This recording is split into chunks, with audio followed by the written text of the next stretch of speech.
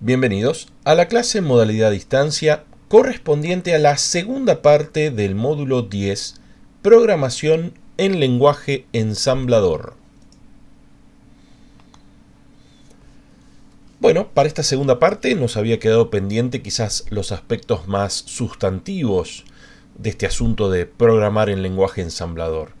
Vamos a ver cómo, por ejemplo, se invocan los servicios que nos brinda la capa 3, la capa del sistema operativo. Justamente para poder invocar los servicios del sistema operativo vamos a tener que hablar un poquitito de cómo es el pasaje de parámetros, cómo se le indica cuando uno llama a un procedimiento, bueno, los parámetros de ida o de venida. Hablando de cómo se pasan parámetros a un procedimiento, está la cuestión de cómo se invoca un procedimiento y también de qué diversas maneras se le puede acercar información a ese procedimiento. Entonces nos aparece el concepto de la pila del programa y asociado a la pila del programa nos aparece la posibilidad de construir procedimientos reentrantes o procedimientos puros.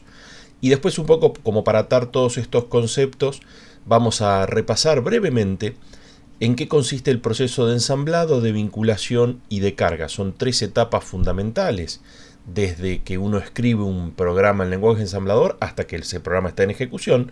Pero estas ideas, la idea de ensamblado, si quieren compilación, vinculación y carga, recuerden que al hablar de lenguaje ensamblador, su compilador tiene un nombre específico que se llama ensamblador. Pero si estas tres fases están presentes en prácticamente la totalidad de los lenguajes de programación, entonces es interesante, lo vamos a ver con este bajo nivel, trabajando en la capa 4, en la capa del lenguaje ensamblador, pero los conceptos realmente son los mismos si hubiéramos estado trabajando en C o en algún otro lenguaje de programación de la capa 5, ¿no? de alto nivel. Empecemos entonces por el principio. Algo que nos había quedado pendiente de la primera parte, que bueno, producto tal vez de la complejidad propia de programar en lenguaje ensamblador, es que no habíamos podido hacer nuestro famoso hola mundo. Así que bueno, este es uno de los aspectos que nos había quedado pendiente y desde ya, al presentar en sociedad cómo es este asunto de pedirle cosas al sistema operativo, recuerden que el sistema operativo justamente una de las cosas que hace es gestionar los dispositivos. Entonces, uno de los dispositivos seguramente será la pantalla. Tal vez estemos en condiciones, visto cómo se le piden cosas al sistema operativo, estemos en condiciones finalmente de hacer nuestro hola mundo en lenguaje ensamblador. Y vamos a mantener lo que veníamos haciendo en la primera parte, que era llevar en paralelo cómo se resuelven los problemas en una arquitectura en concreto, Intel 386, exponente de la familia CISC, y después cómo se hace exactamente lo mismo, siempre que se pueda, en la arquitectura OCE-UNS, que es el exponente que elegimos de la familia RISC, por así decir. Bueno, sabíamos que el sistema operativo nos brinda sus diversos servicios bajo la forma de llamadas al sistema. Si se acuerdan, era lo de llamada, de hecho en inglés es call, que es literalmente llamada. Era como cuando uno estaba trabajando en esas viejas computadoras, esos mainframes, no sé, de la década del 60, y teníamos un problema. Entonces, ¿qué hacíamos? Le chiflábamos, no le mandábamos un WhatsApp porque no se había inventado todavía WhatsApp, es más, ni se había inventado Internet, pero le chiflábamos al operador: che, vení, dame una mano, se me trabó. Y bueno, entonces en ese caso era una llamada al operador del sistema, y en este caso de ahí después se acortó, por así decir, quedó en llamada al sistema. Recuerden que ese operador, ese de carne y hueso, eventualmente fue reemplazado por un programa que es el que conocemos como sistema operativo. Entonces el sistema operativo nos sigue brindando sus servicios a través de, llamadas. Este famoso nivel 3, que es donde el sistema operativo reside, si recuerdan, es un nivel híbrido. Realmente agrega muy poquitas instrucciones por sobre la funcionalidad que nos daba el nivel de la máquina convencional, el nivel 2. Bueno, típicamente, ¿cuál es esas poquitas instrucciones que nos suma? Bueno, alguna que nos permita invocar los servicios del sistema operativo, tan simple como eso, y tal vez alguna que otra para manejar la entrada-salida y no mucho más. Claro, la gran mayoría de los conceptos de los servicios brindados por el sistema operativo hacen uso de conceptos que ni hemos introducido ni por nombre. Bueno, por ahí por nombre sí, hablando de procesos y qué sé yo, pero es la gestión de los procesos, la comunicación entre los procesos, lo que en la jerga llama el IPC, el IPC. Bueno, son todos aspectos desde ya más avanzados, el manejo de señales, en fin, los pipes, son todos aspectos que van a ver más adelante en la carrera. Nos vamos a concentrar, para poder desarrollar algún ejemplo aquí en Orga, en alguna que otra llamada de entrada-salida. Como les decía recién, nuestra intención es lograr ese hola mundo. Entonces, bueno, en concreto, ¿cómo hacemos entonces para invocar esas llamadas al sistema que nos van a dar acceso a los dispositivos de entrada-salida? Buena pregunta. Empecemos viendo cómo se resuelve en el sistema operativo GNU Linux, que es un sistema operativo a disposición en nuestro ejemplo de arquitectura CISC. Corre en la 386 y obviamente también corre en computadoras más modernas. De hecho, el kernel Linux fue creado por primera vez sobre justamente una 386 y bueno, después con el paso del tiempo ese kernel también corre en computadoras desde ya mucho más modernas. ¿Y por qué elegimos este sistema operativo? Bueno, después, más adelante, en la materia justamente sistemas operativos van a trabajar con las llamadas al sistema, seguramente de Windows y de otras alternativas. No sé si trabajan también sobre Android. Pero aquí puntualmente me quedé con Linux, porque Linux es un ejemplo contemporáneo del viejo Unix. Un poco por eso, ¿no? Termina con la X. Se llama Linux porque lo hizo un muchacho que se llama Linus, de apellido Torvalds. Y bueno, le puso la X porque bueno, todo lo que tenga que ver con Unix tiene que tener la X dando vuelta por algún lado. ¿Y por qué elegimos este derivado de Unix? Bueno, porque si también se acuerdan, Unix era ese sistema operativo escrito en C. De hecho, C se inventó para poder escribir el sistema operativo Unix. Entonces, ¿qué pasó? La invocación a los servicios de Linux o de Unix termina siendo muy parecida, realmente muy parecida, a la invocación de un procedimiento en C. Entonces me pareció que resultaba mucho más, ya que desde ya estudiar el sistema operativo no es el objetivo de esta materia, sino más bien estudiar la invocación de los servicios. Bueno, opté por este sistema operativo que nos brinda una invocación a esos servicios relativamente simplificada y también con mucha documentación a disposición. ¿Cómo lo hacemos? Bueno, en esta arquitectura de 32 bits, que es la que usamos de ejemplo, la i386, hay una interrupción, la interrupción 128 o 80H en hexa, es la que nos da acceso a todos los servicios del sistema operativo. En este caso, de este sistema operativo, ¿no? Como les aclaraba, en Windows seguramente se utilizan otros portales de acceso a los servicios del sistema operativo. Pero aquí usamos la instrucción int, que es una instrucción que está a nivel de la máquina convencional, y si solicitamos la interrupción de software 128 u 80H, bueno, ahí el sistema operativo se da cuenta que le están pidiendo algo, toma cartas en el asunto y bueno, si uno hace la invocación como corresponde, el sistema operativo llevará adelante lo que uno le está pidiendo. ¿Cómo le indicamos qué le estamos pidiendo? Bueno, el servicio que le queremos pedir lo vamos a indicar en el registro EAX, ¿no? el registro acumulador de esta arquitectura. Uno allí escribe un cierto valor, obviamente hay una tabla de llamadas al sistema que indica cada uno de los servicios que el sistema operativo brinda y también indica cuál es el valor asociado que uno tiene que cargar en el registro EAX. Pero claro, la gran mayoría de los servicios del sistema operativo, salvo un par, o la verdad, ahora que lo pienso, hasta los más simples también tienen parámetros. Algunos necesitan un parámetro, otros 2, otros 3, otros 5, otros 20. Entonces, en esa cartilla de servicios de llamadas al sistema va a estar indicado también cuántos parámetros adicionales hay que especificar y la semántica, el significado de cada uno de ellos. Bueno, si se trata de una llamada al sistema que le debe informar algo a la vuelta, típicamente, por ejemplo, hacemos un open de un archivo, entonces nos tiene que retornar el descriptor de archivo, justamente. Bueno, en caso de haber una salida de esa llamada, de esa invocación, ese valor retornado va a venir también dentro del registro EAX. O sea, se usa como parámetro de entrada indicando qué servicio querés y se usa como parámetro de salida contándonos, bueno, el resultado de la ejecución de esa llamada al sistema. Veamos un ejemplo en concreto para que se entienda mejor. Agarro la cartilla, obviamente cuál es mi norte, quiero llegar al famoso Hola Mundo. Entonces para hacer el Hola Mundo necesito escribir por la consola, escribir por la pantalla.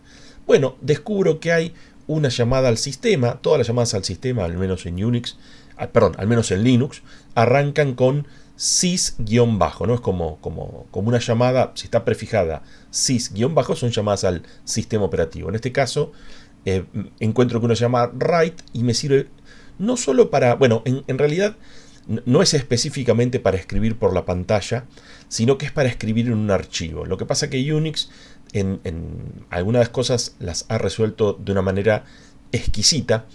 En Unix se tomó la decisión, y un poco esto me ayuda a simplificar la presentación de este tema, se tomó la simplificación o la convención de que todo, absolutamente todo, es un archivo. ¿Qué quiero decir con esto? Todos los dispositivos de la computadora son archivos. El disco rígido es un archivo. El monitor, la pantalla, la consola es un archivo. El pendrive es un archivo también. La memoria es un archivo también. El CPU es un archivo también. Todo es un archivo. Y bueno, por ahí llama la atención y dice, pará, ¿qué estamos diciendo? ¿Cómo? Un disco rígido es un archivo, pero dentro del disco rígido también hay archivos. Sí, es ambas cosas, ¿no? El disco rígido está repleto de archivos y a su vez el propio disco rígido es un archivo. No digo la carpeta en la cual dentro de esa carpeta están todos los archivos del disco rígido. No. Es un archivo especial que sirve para acceder a bajo nivel del dispositivo. Y hablando de eso justamente, la misma rutina. ¿Y por qué es interesante esta idea que tomó Linux, que tomó Unix? Porque estandariza el acceso a las cosas. Esto ya ustedes ya lo vieron. ¿Se acuerdan cuando estábamos viendo cómo funcionaba el printf en C? Y printf escribía por pantalla, pero después resultó ser que el printf era una instancia en concreto del fprintf, que se usa para escribir en archivos. Es como un caso particular, y después podríamos reemplazar en nuestros programas todos los printf por un fprintf usando ¿qué cosa como archivo? La salida estándar, que la salida estándar terminaba apareciendo por la pantalla. Bueno, esas mismas ideas están presentes en Unix, y no es de extrañar. Recuerden que a final de cuentas los tipos que crearon el C son los mismos que crearon el Unix. Entonces, en definitiva, pensaban lo mismo, ¿no? Cuando hacían el C, pensaban lo mismo que cuando hacían el Unix. Así que bienvenido sea. Veamos este ejemplo en concreto.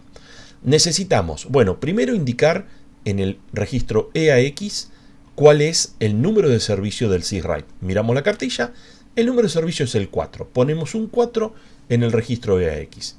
Después nos indica que en el registro EBX hay que poner el descriptor del archivo que queremos escribir. Recuerden que ahí vamos a, bueno, en nuestro objetivo de formar el Hola Mundo en Assembler, vamos a hacer uso del descriptor de archivo asociado a la salida estándar. Ahora volvemos sobre eso. Si uno quisiera escribir un archivo convencional, bueno, simplemente el descriptor de archivo, ¿de dónde lo saco? Ustedes saben, es lo que me retorna el open. Cuando le haces open al archivo, el open te va a retornar el descriptor de archivo, y luego ese valor, ese descriptor de archivo, lo guardas en alguna variable de tu programa. De nuevo, puede ser tu programa en C o tu programa en Assembler. Y luego, cuando querés hacer el syswrite, traes ese valor y lo pones en el registro EBX.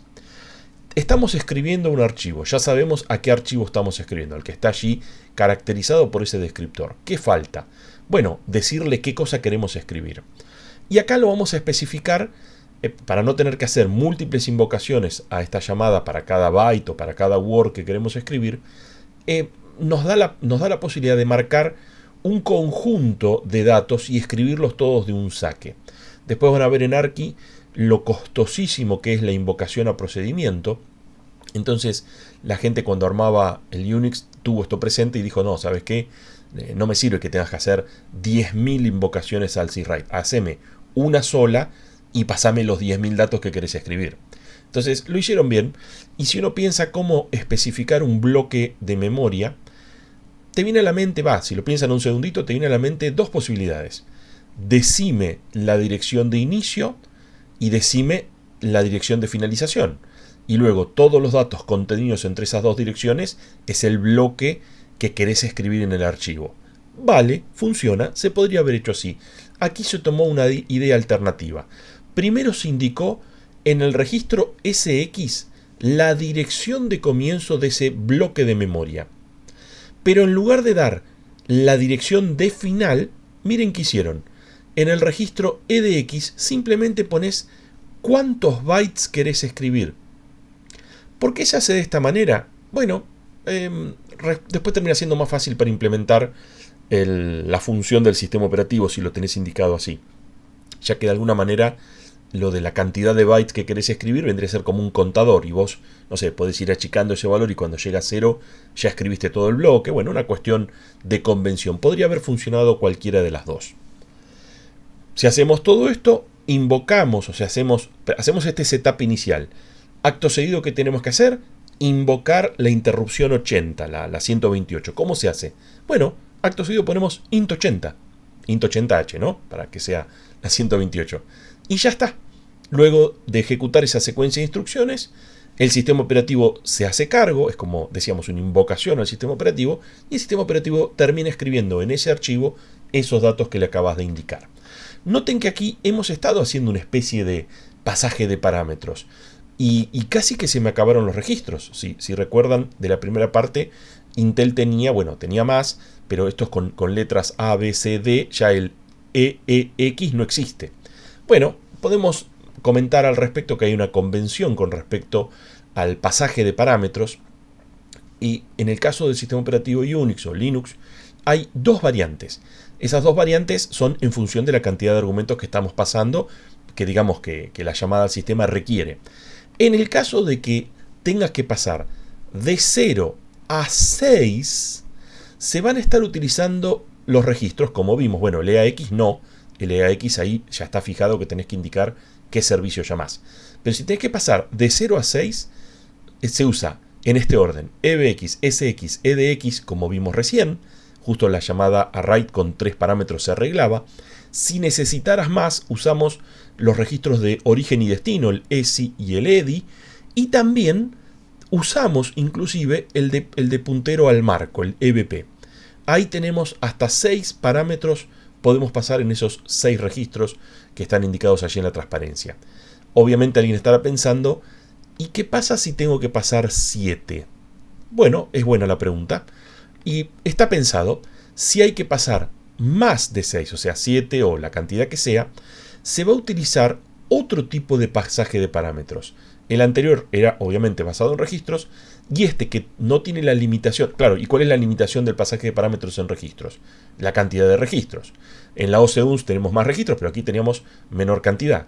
Entonces, si tuviéramos que pasar más de 6 argumentos, lo que se hace es, en una área de memoria se van poniendo todos los parámetros que hagan falta. Noten que aquí se sabe, cada parámetro tiene de tamaño un word, ¿no? 32 bits. Recuerden, esta es una arquitectura de 32 bits. Entonces, si tienes que pasar, por ejemplo, 10 parámetros, por alguna, no se me ocurre cuál, pero algún servicio del sistema operativo que necesite, por alguna razón, 10 parámetros, lo que hacemos es reservar un área de ¿cuánto? Son 10 parámetros, pero cada parámetro ocupa 32 bits. O sea, lo que necesitamos es un área de 40 bytes, ¿no? 320 bits, en donde guardamos esos 10 parámetros y luego lo único que hacemos usando un solo registro, el registro EBX, es indicar la dirección de comienzo de esa lista de parámetros. Ahora bien, recién decíamos que para indicar una región de memoria había dos alternativas: dirección de inicio y dirección de finalización, o dirección de inicio y cantidad de datos. Y acá le pasamos solo la dirección de inicio. Bueno, hay una salvedad. Tengan presente que en el EAX le estamos indicando cuál es la función, la llamada al sistema operativo que estamos haciendo. Y una vez que el sistema operativo sabe cuántos parámetros necesita, entonces con que vos solo le des la dirección de comienzo, vas a ver, este que decíamos recién en el ejemplo, que necesita 10 argumentos. Bueno, mira en EBX, está la dirección de comienzo allí, y el sistema operativo ya sabe que en los próximos 10 words partiendo de esa dirección van a estar los 10 parámetros que esa llamada al sistema necesitaba, ¿sí? Lo que estamos haciendo trampa es que de alguna manera ya se sabía el que manda el dato y el que lo recibe, los dos estaban de acuerdo que al tratarse de esa llamada puntual, la que decíamos recién en el ejemplo, para hacer fácil las cuentas, que justo tenía 10 argumentos. Lo mismo se aplica a cualquier otra llamada que pueda tener 8, 10, 25, la cantidad de argumentos que necesite. El llamador, el que está invocando al servicio del sistema operativo, como el sistema operativo, los dos van a saber cuántos parámetros ir a buscar a memoria. Increíblemente, habiendo hecho estas aclaraciones, estamos en condiciones de hincar el diente en el famoso Hola Mundo, al menos en su variante CISC, en su variante para Intel 386. Habíamos mencionado que el código fuente es esencialmente un archivo de texto, pero bueno, dependiendo del compilador que usemos, yo aquí para estar a tono estoy usando un compilador que está presente en GNU Linux, porque bueno, justamente vamos desde ya, ¿no? Si estamos invocando servicios del sistema operativo GNU Linux, este programa en Assembler obviamente no va a ejecutar bajo Windows, ¿sí? ¿Se entiende? Porque necesita de capa 3 GNU Linux. Recuerden que habíamos comentado que el mismo hardware puede soportar múltiples sistemas operativos. Desde ya, ¿no? En cualquier computadora de escritorio uno puede instalar Windows, Linux y también se puede instalar incluso Android. Hay como unos Androids que corren sobre PC, o al menos los he visto correr a una máquina virtual. No es de extrañar, ¿no? Porque al final de cuentas Android tiene adentro Linux, así que donde corra Linux eventualmente se podría también correr Android. Ahí vemos, les cuento un poquitito las partes de este documento. No lo logré hacer entrar en una sola transparencia, tenía que achicar demasiada la letra. Acá tenemos como el setup inicial de los parámetros que vamos a estar utilizando en la parte del código en sí. Este punto texto, bueno, es un nombre confuso, pero antiguamente así se denominaba a la zona en la cual está el código. Entonces tenemos la sección .data, que son las variables, podríamos decir, de tamaño conocido al momento de la compilación. Casualmente una de las variables más importantes es la que dice Hola Mundo, que bueno, va a ser un string, ahora lo vemos. Y después viene la parte del código y obviamente aquí abajo, en la transparencia que sigue, va a estar justamente la invocación al servicio, en particular syswrite, que es el que va a imprimir, si todo sale bien, esta cadena por pantalla. Veamos la cadena. Fíjense, le ponemos una etiqueta. Ustedes saben, se pueden poner etiquetas. Por ejemplo, acá hay una etiqueta especial llamada --start, que esta etiqueta es la que le indica dónde arranca el programa Assembler. El programa Assembler no arranca acá arriba, sino va a arrancar donde esté la etiqueta esta start. Está en la próxima transparencia, ahora vamos a ver dónde está. En la misma línea, o sea, esta sería una etiqueta de código, pero en la misma línea, esta etiqueta es una etiqueta de datos, porque al final de cuentas, ¿qué es una etiqueta? Una etiqueta es una dirección de memoria. Así que hay una dirección en la cual va a comenzar el código y hay otra dirección en la cual va a comenzar, ¿qué cosa? Una secuencia de bytes. Pero esto es un arreglo de bytes. Si se acuerdan, los bytes en C eran iguales que los char. Los char ocupaban un byte, por así decir. ¿Y qué era un arreglo de char en C? Bueno, lo mismo que es un arreglo de byte aquí. Un string, propiamente dicho. De hecho, es un string que tiene, si se fijan, ahí tenemos 5 caracteres, 10 caracteres, 11. Pero, ¿qué es esto que viene acá al final? Bueno, si todavía no se olvidaron de C, lo que estamos viendo aquí es el /n. El ASCII número 10 es el avance de línea, por así decir, el line feed. El /n que poníamos al hacer un printf. ¿Y para qué está? Bueno, justamente para que nos aparezca Hola Mundo por pantalla y el cursor quede abajo. No quede aquí parpadeando. Para que quede lindo el Hola Mundo por pantalla. Y luego, ¿qué tenemos aquí abajo? Tenemos lo que parecería ser otra etiqueta, pero en realidad siempre las etiquetas son direcciones de memoria. Esta etiqueta no va a ser una dirección de memoria, sino que al usar, bueno, esta instrucción EQ que dice aquí, o este comando al ensamblador, por así decir, lo que va a hacer es que toda vez que veas escrito largo, es equivalente a lo que le pongamos de este lado. ¿Y qué le pusimos de este lado? Bueno, para ver, esto es un truquito que hacen, bueno, la gente que escribe programas en Assembler se la pasa haciendo estas nerdeadas. En este caso, ¿qué es el signo pesos? Bueno, en todo momento donde vos escribas el signo pesos, es la dirección actual. Si ya se pusieron a hacer el práctico de 12 uns, habrán visto que es como que uno en todo momento tiene que acordarse en qué dirección está. porque cuando vas ensamblando el programa va cambiando la dirección actual. Bueno, es esto. Pesos es la dirección actual. Si estamos en esta línea, sería la dirección actual de qué cosa? De esta línea en la ensamblada del programa. En particular, fíjense que esta línea viene a continuación de toda esta cadena de aquí. Entonces, en realidad, ¿qué sería pesos? Sería esta posición de aquí, la que viene detrás del line feed. Entonces, si yo hago la dirección de esta posición de aquí, le resto la dirección de la H, ¿qué estoy haciendo al restar la dirección de comienzo? Perdón, sí, digo bien, la dirección de comienzo se la resto a la dirección de fin, ¿no? Fíjense que la dirección de comienzo se la estoy restando a la dirección de finalización. ¿Qué es lo que termino teniendo en la variable largo? Bueno, justamente, el largo de esta cadena. Es un truquito, podríamos haberle escrito 12, largo EQ12, o directamente en nuestro programa, cuando necesitemos el largo, le ponemos un 12. Pero al hacerlo de esta manera, ¿qué logramos? Queda dinámico. Si vos después cambiás Hola Mundo y querés poner Hello World, no sé si cambia, si tiene una letra más, creo, ¿no? No, escucha, es la misma cadena. Le querés poner acá, ¿qué haces, Carlitos? Ahí cambia la cantidad de caracteres. Bueno, nuestro programa va a seguir funcionando y no es que nos tenemos que ir a buscar, contar cuántas letras tiene que hacer Carlitos y actualizarlo en consecuencia. Truquito que se hace, nerdeada que se hace al escribir este código. Ya de por sí escribir código assembly es una flor de nerdeada, entonces sería una especie de nerdeada dentro de una nerdeada al cuadrado, por así decir. Vamos a ver ahora sí el código propiamente dicho, la sección texto o punto texto.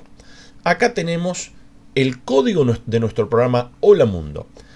Obviamente todo esto de acá es opcional, son comentarios para que se vaya entendiendo qué es lo que pasa acá. Pero fíjense, arranquemos por el principio. Tenemos esta etiqueta con un nombre específico que tiene que estar, que es donde va a arrancar el programa, o sea, el programa donde va a arrancar, aquí, en esta instrucción de aquí. ¿Y qué dice esta primera instrucción? Fíjense, recuerden que en CISC el destino es el primer argumento del move, entonces le pone un 4 a X, y bueno, si se acuerdan, syswrite era el número 4, el servicio del sistema operativo número 4. Y miren aquí, EBX había que indicarle el descriptor de archivo sobre el cual queremos escribir. ¿Y este uno de dónde salió? Bueno, si jugaron con el fprintf, si uno ponía un fprintf 1, te salía por la pantalla. Y si uno hacía, no me acuerdo si era el fscanf, ya estoy mezclándome los nombres, ahí con un 0 leías del teclado. Entonces tenés, si no me falla la memoria, el 0 era el estándar input, el 1 es el estándar output, y el 2 son los 3 archivos que vienen abiertos. ¿Quién los abre esos archivos? Buena pregunta. Les iba a decir, son los 3 archivos estándar que vienen abiertos cuando arranca la ejecución. Fíjense, el programa arrancó aquí. Es la segunda instrucción y el archivo este ya está abierto. ¿Quién lo abrió? Como la pregunta va más allá de los contenidos de Orga, se las digo yo la respuesta. Los abrió el sistema operativo. Cuando uno carga el programa en memoria, por ejemplo escrito en Assembler, antes de comenzar la ejecución del programa, el sistema operativo se encarga de abrir 3 archivos. Abre el teclado, el estándar input, el estándar output, la pantalla. Digo, teclado, pantalla si no hubo redirecciones. Bueno, no me quiero meter ahí en camisa de 11 varas. Y también te abre el estándar error. Son los 3 archivos que están abiertos en todo momento. Y bueno, le vamos a sacar el jugo. Vamos a usar el estándar output justamente para que nos quede un poquito más corto. Porque si no, hacer el open es también hacer otra llamada más al sistema operativo. Y bueno, no me hubiera entrado en dos transparencias ni de casualidad. Pero bueno, acá corremos con esas ventajas. Vamos a hacer salir el texto, el hola mundo por la pantalla. Entonces el 1 es el estándar output. Y luego, ¿qué más tenemos que hacer? El segundo parámetro, el SX, era el comienzo del buffer. Bueno, el comienzo del buffer era la etiqueta que le pusimos, si se acuerdan, era texto. El tercer parámetro, EDX, era la longitud, la cantidad de bytes del mensaje que queríamos, del buffer que estábamos queriendo escribir en el archivo standard output. Ok, si se acuerdan, esta variable largo, habíamos computado la longitud del texto que queríamos imprimir. Con todo este setup, con estos 4 parámetros, el número de servicio solicitado y los 3 parámetros. ¿Y cómo sabía yo el número de servicio? ¿O que eran 3 parámetros? ¿O que era cada parámetro? Recuerden, cartilla de los servicios del sistema operativo. Luego invocamos a la interrupción 128, 80H en hexa, que es decir al sistema operativo Linux, che Linux, bueno, haceme esto que te pedí acá. Linux, siempre pulgar arriba, te hace caso, hace exactamente lo que vos le pediste. Y la verdad que hasta allá acá podríamos cortar, decir, bueno, listo, ya salió el Hola Mundo por pantalla. Pero bueno, para hacerlo preciso y que no quede en un estado indefinido la ejecución del programa y que se cierren los archivos y qué sé yo, lo que vamos a hacer es invocar a exit. ¿Se acuerdan? Exit en C. Exit era una llamada que podíamos hacer, que lo que nos permitía hacer era salir de la ejecución de un programa y tenía, ¿qué cosa? Un parámetro. Fíjense que tiene un parámetro, el EBX, no, el EAX tiene que ser el 1. ¿De dónde saco que el 1 es sysexit? De nuevo, de la cartilla. Y en la misma cartilla me va a decir que en EBX hay que pasarle el único parámetro, que es, ¿qué cosa? Lo que se llama en la jerga el error level, el nivel de error, donde la convención es 0, significa terminación exitosa sin errores, y luego cualquier otra cosa que no sea 0, bueno, va a ser distintos mensajes o niveles de error. Esto es algo que uno lo especifica en la documentación del programa. Y por ejemplo, si el error level es 1, fue problema con el archivo de entrada. Si el error level es 2, es problema con el archivo de salida. Bueno, ustedes saben, así usamos la llamada exit. Obviamente, como se trata de una llamada de sistema operativo, tenemos que, luego de haber preparado todo, invocar a int80. Si alguien está pensando, che, pero en SX no quedó texto, en EDX no quedó largo. Bueno, puede ser, no importa, porque exit solamente va a mirar EBX. Va a tomar este 0, el int80 va a mirar que llamaste a exit y ya está. Ahí el sistema operativo lo que va a hacer es terminar la ejecución de ese programa, ¿sí? Como si le hubiéramos tocado la crucecita, ¿vieron? Cuando estamos con un programa que le haces clic en la crucecita y se cierra. Es lo mismo, aquí en lugar de invocarlo o solicitarlo al usuario, de alguna manera el propio programa pidió terminar. Creacionó. Con esto terminamos, y si no me equivoco está completo el programa, o sea, lo pueden copiar y pegar y compilar, ensamblar y directamente probarlo si es que tienen algún Linuxete instalado en alguna máquina virtual o bueno, en una máquina real también, ¿por qué no? Nos va a quedar, es el 50% de lo que teníamos que hacer, porque teníamos que hacer el Hola Mundo para la arquitectura CISC, pero nos está quedando pendiente el Hola Mundo para la arquitectura RISC. Entonces, para poder llegar a hablar del Hola Mundo en la arquitectura RISC, tenemos que retroceder un poquitito y volver a visitar cómo es el tema de las llamadas al sistema en la arquitectura RISC. Es más, tal vez hacernos la pregunta, ¿qué corre? En arquitectura RISC que estamos usando de ejemplo. Las arquitecturas RISC corren, por ejemplo, Android, sin dudas, o el propio iOS, distintos sistemas operativos. Ahora no me acuerdo cómo se llama el sistema operativo de Samsung, de los televisores. Hay un montón de sistemas operativos que corren sobre procesadores RISC. Pero recuerden que nuestro ejemplo paradigmático de arquitectura RISC es la OCUNS. Entonces, la pregunta que se impone es, bueno, ¿qué sistema operativo corre OCUNS? ¿Correrá Linux? ¿Correrá Windows? La respuesta es, recuerden que es de papel y lápiz. Entonces, si quieren que corra Windows, andás a ver si se puede. Calculo que no, con 256 bytes de RAM que te entre un Windows 11 va a estar complicado. Pero yo recomendaría que simulemos, porque a final de cuentas es todo con papel y lápiz, un sistema operativo más básico, más elemental, que no nos vuelva chango. Lo interesante acá es ver cómo se ensambla, cómo se traduce, cómo se reloca, cómo se ejecutan los programas, cómo son los formatos de instrucción, etcétera, etcétera.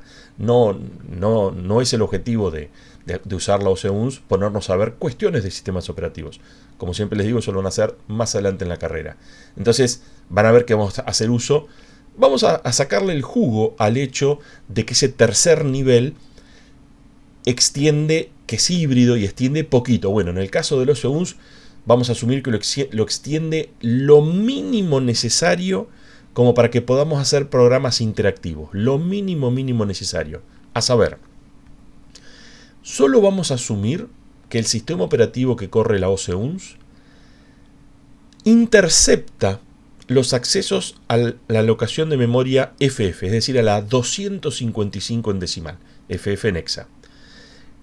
Cuando nuestro programa acceda a esa locación, en la jerga, aquí dice será capturado y redireccionado. Bueno, en la jerga sí se trapea el sistema operativo, como cuando se activaban los DINORMA. ¿Se acuerdan que se hacía un trap? Y bueno, ahí podían pasar dos cosas en función de si el programador aceptaba caer en los denormals o no. Si aceptaba, bueno, seguía, y si no aceptaba, se generaba el underflow, como ustedes saben. Aquí vamos a asumir que el sistema operativo lo que hace es lo siguiente: intercepta esos accesos a la locación FF. Y bueno, hay dos tipos de acceso a memoria, ustedes saben: lectura o escritura. Bien, si haces un load, una lectura de esa locación de memoria, se intercepta el load, y en lugar de darte el contenido de la locación 255 de memoria, te va a dar ¿qué cosa? Lo que hayas entrado por el teclado. Y lo mismo, pero al revés, si se trata de un store. Si vos querés guardar un 25 en la locación 255, el sistema operativo que la verdad no le puse nombre, podría llamarse también OCUNS el sistema operativo, qué sé yo, o SOCUNS, no, una sigla tonta. Este sistema operativo simulado se da cuenta que estás queriendo escribir esa locación 255, atrapa esa escritura, no se escribe el dato en memoria, y ese 25 termina saliendo por pantalla. ¿Sí? Es como que se intercepta y es redireccionado, como dice allí la transparencia. ¿A dónde? Bueno, va a ser redireccionado a la estándar input o al estándar output según corresponda. Va al estándar input si es un load, va al estándar output si es un store. Bueno, ejemplificando qué diablos es esto del estándar input y estándar output, ponemos los estándares, que es el estándar output es la pantalla y el estándar input el teclado. Hay algún detallecito bueno, si te hace la conversión de decimal a binario y ese tipo de cosas, yo asumiría que sí. ¿Qué estoy diciendo con esto? Si vos haces un load de la posición FF, bueno, es como que el cursor te queda parpadeando, imagínense, ¿no? Y vos pones 123 enter y bueno, te retorna el 123 pasado a binario, ¿sí? Digamos, hasta ahí podríamos llegar. Lo mismo si mostrás el contenido de un registro, ese registro tiene un 123, bueno, podemos asumir que al hacer el store por pantalla se hace el cambio de base y escribe 1, 2, 3, ¿no? Algo parecido a lo que haría un fprintf o un printf directamente, pues en este caso ya está fijado a dónde va en un lenguaje de alto nivel. Con esto, noten que es mucho más simple el pasaje de parámetros, de hecho no hay. Estaríamos en condiciones de ponernos a armar el Hola Mundo, en este caso para la arquitectura OCUNS. ¿Y por qué uso el modo potencial? ¿Por qué estaríamos? Bueno, porque justamente se los dejo como tarea para el hogar. La propuesta es que piensen y desarrollen un programa para la arquitectura OCUNS que haga lo mismo que hizo el programa que vimos recién para la arquitectura i386. A decir verdad, no es tan difícil. Quizás el único desafío consiste en ver cómo generar la secuencia de stores. O sea, hay que hacer una secuencia específica de stores para ir poniendo el HOLA, no digamos el hola mundo. Bueno, cuando uno lo escribe por la posición de memoria 255. O sea, tal vez ahí está la única restricción. Y bueno, no está. Justo recién les decía el ejemplo de leer o escribir números, y ahora estamos leyendo o escribiendo strings, como gusten. Si quieren, podemos asumir que este sistema operativo es precario, entonces cuando vos escribís la H, en realidad tiene que salir el ASCII de la H por pantalla. Cuando escribís la O, sale el ASCII de la O por pantalla, ¿sí? En la idea de que, bueno, como es básica esta computadora, vamos a ver salir por pantalla no un hola mundo, sino una secuencia de números donde cada uno de esos números es el ASCII de la string de la frase hola mundo. O si quieren, asumamos que el sistema operativo no sé, tiene inteligencia artificial y se dio cuenta que estabas queriendo escribir un hola mundo y salió el hola mundo. La verdad no importa, porque como lo que hace el sistema operativo es simulado por ustedes mismos, no me preocupa que le atribuyan o le presten parte de la inteligencia de ustedes al sistema operativo. No habría ningún problema. Lo interesante es resolver lo que ahí les planteamos de, bueno, ¿cómo hacemos para generar esa secuencia de caracteres? Porque no es escribir siempre el mismo valor en FF. Si quieren, piénsenlo cómo hacerlo, tal vez teniendo el string ya cargado previamente en memoria, es una posibilidad. Otra alternativa es que sea una secuencia de instrucciones que genere ese string por salida. Bueno, piénsenlo ustedes y cualquier cosa lo conversamos con alguno de los docentes de la cátedra. Ok, algo que mencionamos medio al pasar, sobre todo al trabajar sobre la arquitectura Intel, es que invocamos un procedimiento o una llamada al sistema operativo, pero es como que hubo un ida y vuelta. Es bastante parecido, a decir verdad, la ejecución del int80 en una compu que tenga Linux es en algún sentido parecido. Hay alguna diferencia, después la van a ver más en detalle la diferencia, pero se asemeja a invocar un procedimiento. Y bueno, ok, analicemos cómo es esto de invocar un procedimiento, porque es una funcionalidad, sobre todo si estamos haciendo programación estructurada, es algo muy útil y requerido. Lo vamos a querer hacer tanto en la arquitectura CISC como en la arquitectura RISC, digamos, en la Intel y en la OCUNS. Entonces, podemos caer rápidamente en cuenta que invocar un procedimiento, la verdad que no difiere en gran medida de hacer un salto. Y ya en la primera parte de este módulo vimos cómo se implementan los saltos. Salvo en un detalle puntual. ¿Cuál es ese detalle puntual? Bueno, si lo piensan, cuando uno invoca un procedimiento, después pasa algo más. O sea, no es solamente saltar a un cierto lugar del programa. Después pasa algo más. ¿Qué es ese algo más? Que volvemos. ¿Sí? Cuando uno invoca un procedimiento, cuando ese procedimiento se termina, volvés y seguís ejecutando el programa en la instrucción siguiente a la que invocó el procedimiento. ¿Sí? ¿Se entiende el punto? Entonces, ¿cómo hacemos para avisarle a la rutina que estamos llamando de a dónde tiene que volver? Bueno, en general, sobre todo en la arquitectura CISC, se adopta la convención de dejar en el tope de la pila del programa, recuerden que, disculpen, ¿no?, que estamos constantemente haciendo alt-tab entre OCUNS e Intel, pero recuerden que en Intel teníamos un registro específico que apuntaba al tope de la pila, el ESP, y como vamos a ver a continuación también tenemos instrucciones, ya que se trata de una arquitectura de set de instrucciones complejo, va a haber instrucciones que se utilizan para operar sobre la pila. Y sin hacer falta de tener que usar los modos de direccionamiento auto-increment y auto-decrement. Directamente vamos a tener instrucciones para trabajar con la pila del programa. Entonces no va a ser tan difícil dejar en el tope de la pila la dirección a la que tenemos que retornar cuando se finalice o se complete la ejecución del procedimiento. Es más, hay dos instrucciones, de nuevo, la arquitectura es CISC, hay dos instrucciones que se usan a tal efecto que simplifican la gestión de poner la dirección de retorno al tope de la pila y después de sacar la dirección de retorno al tope de la pila. Entonces hay una instrucción llamada call, que vos simplemente pones call y el nombre del procedimiento y ya está. Bueno, esa instrucción va a hacer dos cosas. Primero, apila en el tope de la pila del programa la dirección de retorno y acto seguido le transfiere el control a ese procedimiento que le indicamos como argumento. Y después hay otra instrucción que en lugar de hacer, por ejemplo, un jump a la dirección que está en el tope de la pila, lo que hacemos es, hay una instrucción en esta arquitectura CISC llamada ret, que sería return, pero bueno, ustedes saben, ¿no? Década del 70, poner una letra de más era terrible, bueno, le pusieron ret. Esa instrucción, la instrucción ret, lo que hace es desapila la dirección de retorno del tope de la pila y le transfiere el control a esa dirección, justamente. O sea, es lo mismo que haría un return cuando uno invoca una función, por ejemplo, en algún lenguaje de programación de alto nivel. Veámoslo con un ejemplo. Acá tenemos, de nuevo, ok, me falta por ahí algún detallecito de la sección texto y qué sé yo, nos concentramos en el programa propiamente dicho. Les hago esta salvedad por si quieren simplemente copiar este código y probar si compila y qué sé yo. Bueno, ¿no? Aquí vemos, hay 3 puntitos suspensivos, esto desde ya no va a compilar, pero concentrémonos en lo que estamos mencionando, cómo se implementa la invocación a procedimiento en una arquitectura CISC. Bueno, por alguna razón vamos a hacer un procedimiento que va a recibir en EAX un cierto valor y lo va a multiplicar por 3. Entonces, había una variable, un valor, y tomamos su contenido y lo guardamos en ese registro, y es el que invocamos al procedimiento triplicar. Recuerden que cuando se ejecuta la instrucción call, van a pasar esas dos cosas que decíamos recién.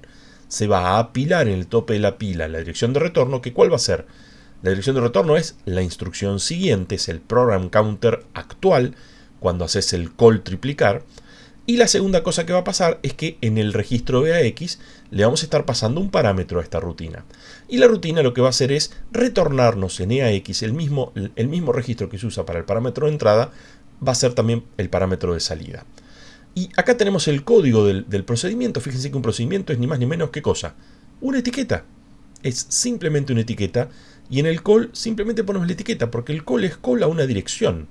Y la etiqueta es una dirección. Ya está. No hay, como verán, no hay tanta historia como cuando declaramos un procedimiento, una función en algún lenguaje de alto nivel. Por el momento no le den bolilla a este push y a este pop. Ahora volvemos sobre ellos. Acá está el corazón de la rutina. Fíjense lo que hace este procedimiento. Lo que hace es pone un número 3 en SX y después, parece rara esta instrucción, dice multiplica SX. ¿Pero cómo? Para un cachito. Si multiplicar requiere 3 argumentos. Ustedes saben, 2 de entrada, 1 de salida. ¿Y cómo diablos me das uno solo? Bueno, recuerden que en esta arquitectura siempre las operaciones de multiplicación y división trabajan sobre el acumulador. Es más, vamos de a poco. ¿Qué va a hacer entonces multiplicar por SX? Lo que va a hacer es multiplicar EAX por SX y el resultado guardarlo en EAX.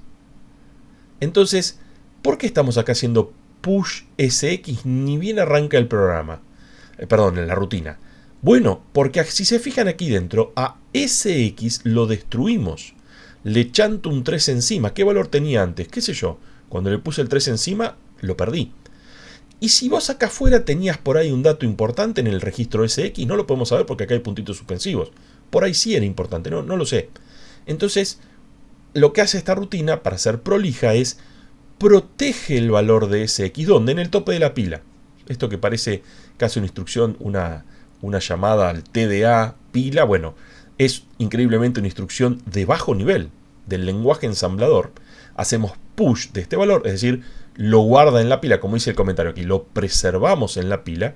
¿Y qué vamos a hacer justo antes de hacer el return, antes de volver acá arriba? Bueno, lo que vamos a hacer es recuperarlo.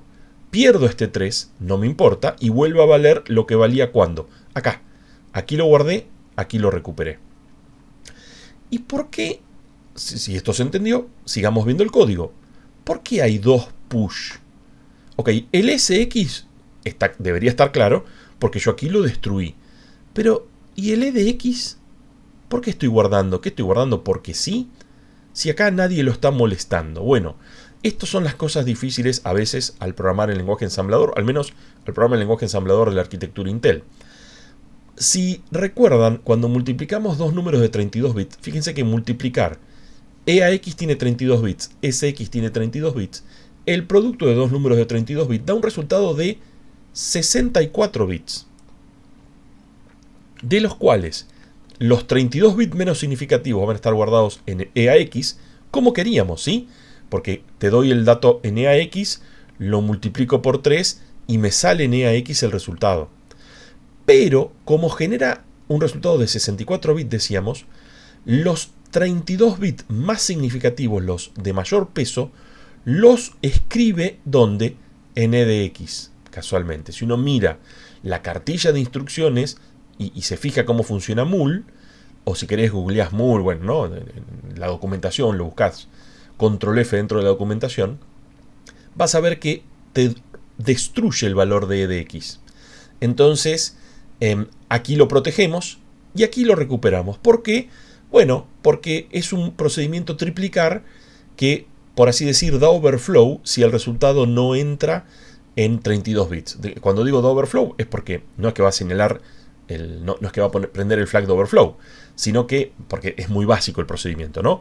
¿Cómo nos podríamos dar cuenta? Bueno, me metí en camisa 11 varas ahora sin querer. ¿Cómo podríamos darnos cuenta que hubo overflow? Tan simple como en este punto tenemos que preguntarnos si EDX vale 0 o no. Si EDX vale 0, en EAX el resultado es el correcto. En el acumulador quedó el resultado correcto. En este punto, si EDX no vale 0, tenemos que señalizar el overflow. Lo que pasa es que este procedimiento no lo señalizó. Y cuando digo, sin cambiar este código, que si no entra el resultado en 32 bits hay overflow, lo digo en el sentido de que el valor retornado en EAX va a ser incorrecto. ¿Sí? Porque partecita del resultado se perdió al hacer el pop aquí. e de x tenía un dato válido y acá lo perdimos. Entonces el valor retornado es como un valor incorrecto, que es lo que sucede cuando se produce un overflow. Ok, espero no haberlos confundido mucho al pensar en lo del overflow. Recuerden, aquí lo importante que estamos viendo es cómo funciona, cómo se machea el call con el pop. Habiendo dicho eso, fíjense que hacemos algo bastante arriesgado. El ret necesita que la dirección de retorno esté en el tope de la pila, pero yo aquí me metí a tapar el tope de la pila. Recuerden que la pila es así, ¿no? O sea, lo que está en el tope de la pila se bloquea por lo que vos apiles. Y le apilé dos cosas encima. Pero no habría problema porque apilé dos y después desapilé dos. Entonces me quedo tranquilo de que en el tope de la pila va a estar la dirección de retorno. Y otra cosa más, como se trata de una pila, fíjense que la pila es el último en entrar, es el primero en salir. Es LIFO, last in, first out. Entonces, e de x, que fue el último en ser apilado, tiene que ser el primero en ser desapilado. ¿Lo ven? C, D, y acá abajo es DC, ¿no? Digamos, se desapila en el orden inverso en el que fueron apilados. Acá lo hicimos todo bien. Si uno hace push E, push C, push D, y acá hacemos pop C, pop D, lo hacemos mal, ¿qué va a pasar? Que el valor de C y D se van a intercambiar. Ahí creo que estoy resolviendo un ejercicio práctico que era cómo intercambiar dos variables sin usar auxiliares. Bueno, usando la pila es una manera de hacerlo. Entonces siempre tenemos que chequear que la cantidad de push se corresponda con la cantidad de pops y además que se hagan en orden inverso para que haya correspondencia. Si hicimos todo bien, en el tope de la pila va a quedar la dirección de retorno y este ret no va a generar que el sistema operativo aborte la ejecución del programa porque se metió en una dirección de memoria que no debía. Recuerden que a lo que diablos haya, si yo me olvido un pop, lo que diablos haya quedado en el tope de la pila, ahí voy a saltar. Si esa dirección es inválida, lo que se va a generar es un error de protección de memoria. Tu programa, o sea, nuestro programa trató de acceder a una dirección a la que no tenía permiso acceder. El sistema operativo de esas cosas se da cuenta y, bueno, asesina la ejecución del proceso, ¿no? Digamos, el proceso se aborta y se genera la famosa ventanita con el mensaje de error del Windows. No hay ningún problema, el Windows le pones OK y sigue funcionando lo más bien. El problema es cuando la metida de gamba la hace el propio sistema operativo, que al final de cuentas el sistema operativo también es un programa. Ahí estamos en problemas porque no hay un metasistema operativo que se dé cuenta que el sistema operativo metió la pata. No, ahí cuando el que mete la pata del sistema operativo, bueno, pantallita azul, ustedes saben el resto. Terminamos puteándolo a Bill Gates, bueno, o ahora a Satya Nadella, que es el que está en Microsoft, y terminamos reseteando la compu y obviamente perdiendo todo lo que estábamos haciendo. Ok, con esto nos quedó más o menos, espero, el manejo, porque al ser CISC se nos simplifica, el manejo de la invocación a procedimientos. ¿Cómo es la invocación a procedimientos en el caso de los EUNS, en el caso de la arquitectura RISC? Es verdad que también tenemos, increíblemente, a pesar de ser un set de instrucciones reducido, también tenemos un par de instrucciones a tal efecto, pero son un poquito más precarias. Va a ser diferente el mecanismo para comunicar cuál es la dirección de retorno, ya que, bueno, nuestra arquitectura OSEUNS no tiene un registro que apunta al tope de la pila, o sea, no tiene una pila de programa manejada a nivel de hardware. Obviamente, si necesitamos tener una pila, la podemos simular a nivel de software, pero no la tenemos a nivel de hardware. Entonces, el mecanismo de comunicación de la dirección de retorno es mucho más sencillito. Lo que va a hacer la OSEUNS es, al invocar un procedimiento, indicar un registro. Por algo la OSEUNS tiene tantos registros, y en ese registro va a estar guardada la dirección de retorno. Luego la rutina va a poder hacer un salto al contenido de ese registro, y bueno, ahí estamos haciendo lo mismo que hacía el ret, ¿no? Lo de que desapilaba el tope de la pila y saltaba a esa dirección. Aquí, por ahí es sin involucrar la pila, es simplemente saltar a la dirección contenida en el registro. Ahora lo vemos con un ejemplo. ¿Qué pasa si el enunciado o nos da la gana a nosotros de armar un programa reentrante? Puntualmente, ahora vamos a hablar dos palabras, que es la reentrancia, pero por ejemplo un programa recursivo. Si queremos armar un programa recursivo, este mecanismo de comunicación utilizando un registro se pisa, ¿no? Porque a la primera invocación a la rutina, fenómeno, pero cuando se hace la primera invocación recursiva, ahí el valor, la dirección de retorno es pisada por la invocación recursiva. ¿Me siguen la idea? No va a funcionar, definitivamente no va a funcionar. tenemos que usar una pila. Con la pila sí se pueden hacer programas reentrantes. Entonces, bueno, ¿cuál es la alternativa que nos queda? Como les decía hoy, lo que no nos brinda el hardware lo podemos hacer a nivel de software. ¿Por qué razón? Porque la ley de equivalencia entre hardware y software está siempre al alcance de la mano justamente del programador. Entiendo que está a la mano también del ingeniero electrónico. No puede tomar algo que está hecho en software y bajarlo a hardware a un costo mayor.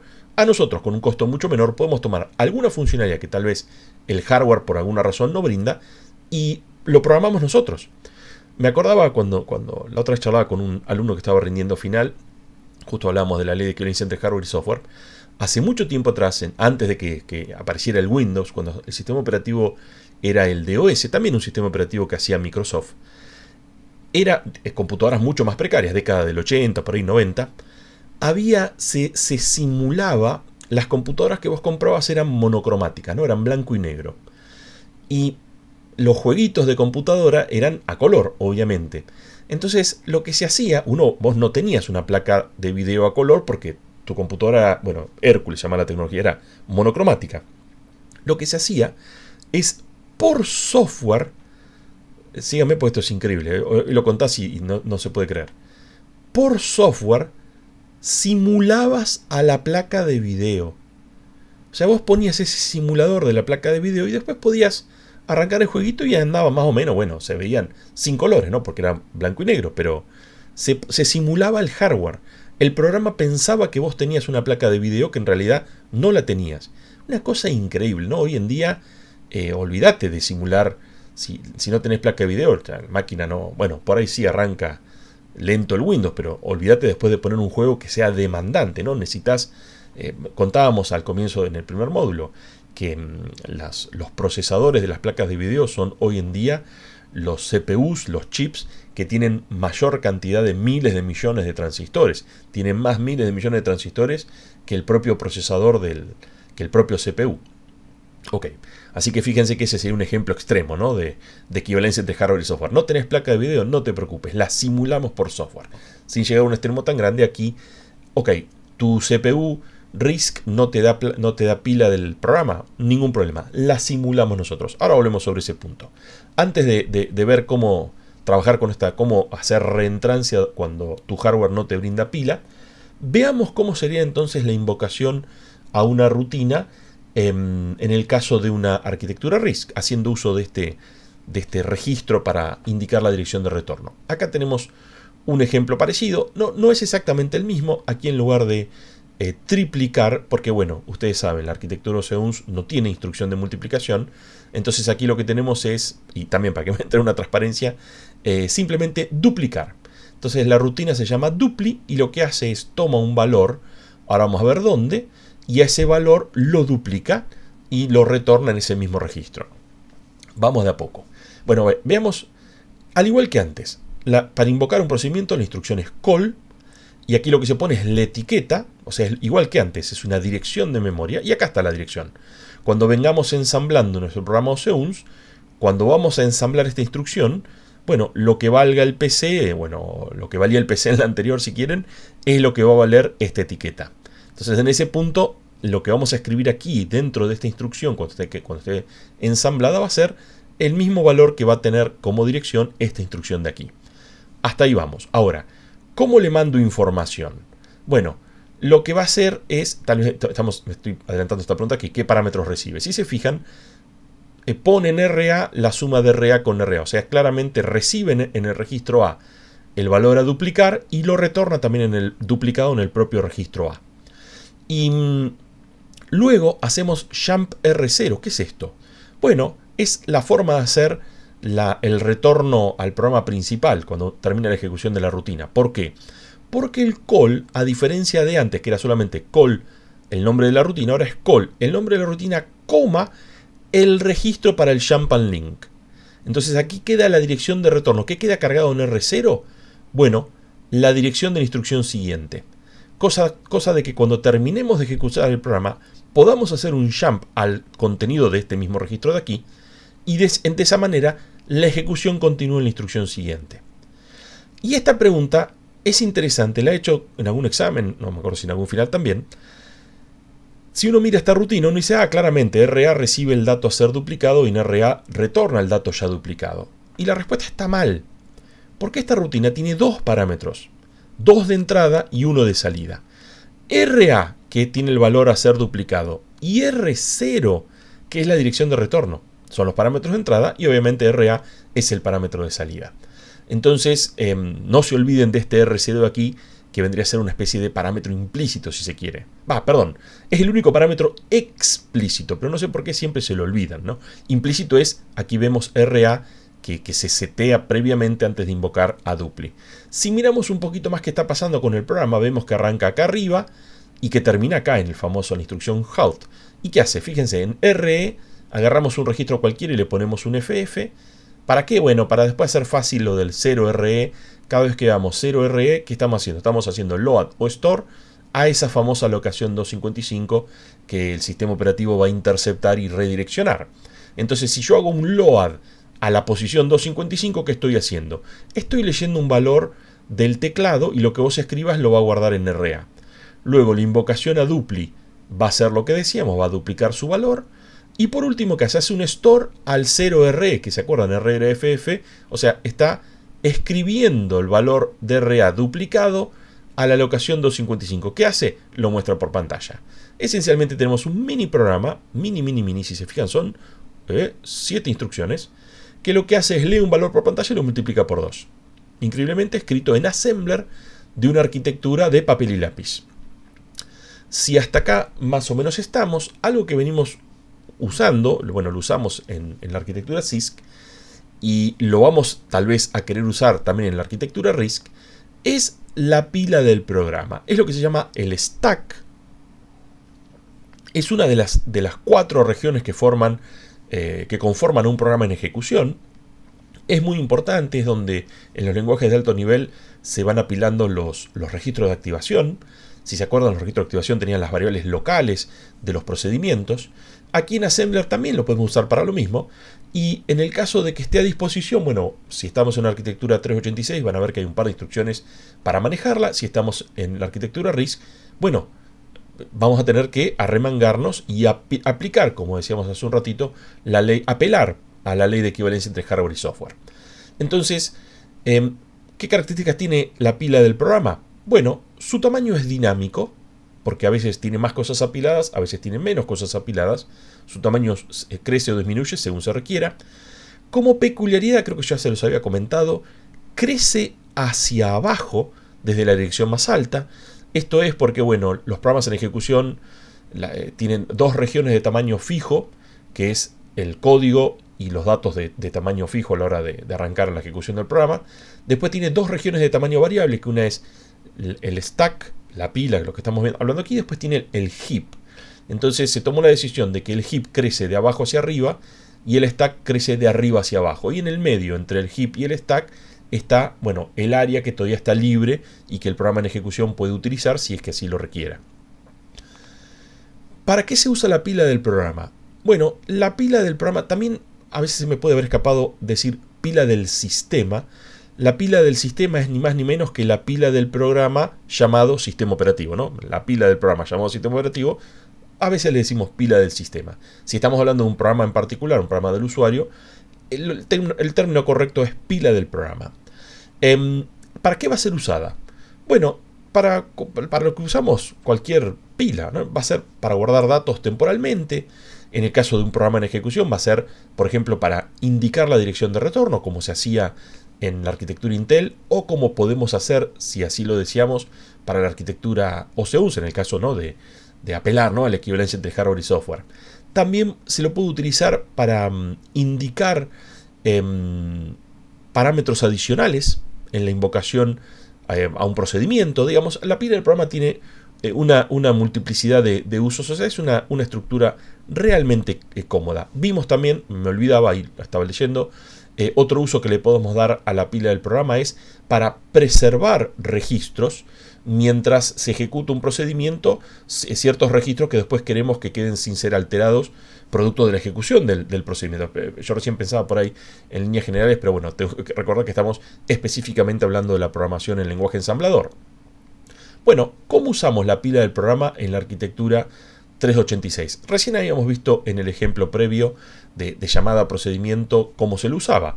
Tenemos a nuestra disposición la instrucción push, que como ustedes saben hace lo que hace el push del TDA pila, es decir, toma un dato y lo guarda en la pila. Pero concretamente, siendo el caso que tenemos el registro tope de pila ESP y que tenemos presente lo que les acabo de decir recién, que crece de arriba para abajo, agregar cosas a la pila, si se imaginan, es como, no, conoce un murciélago que cuelga del techo.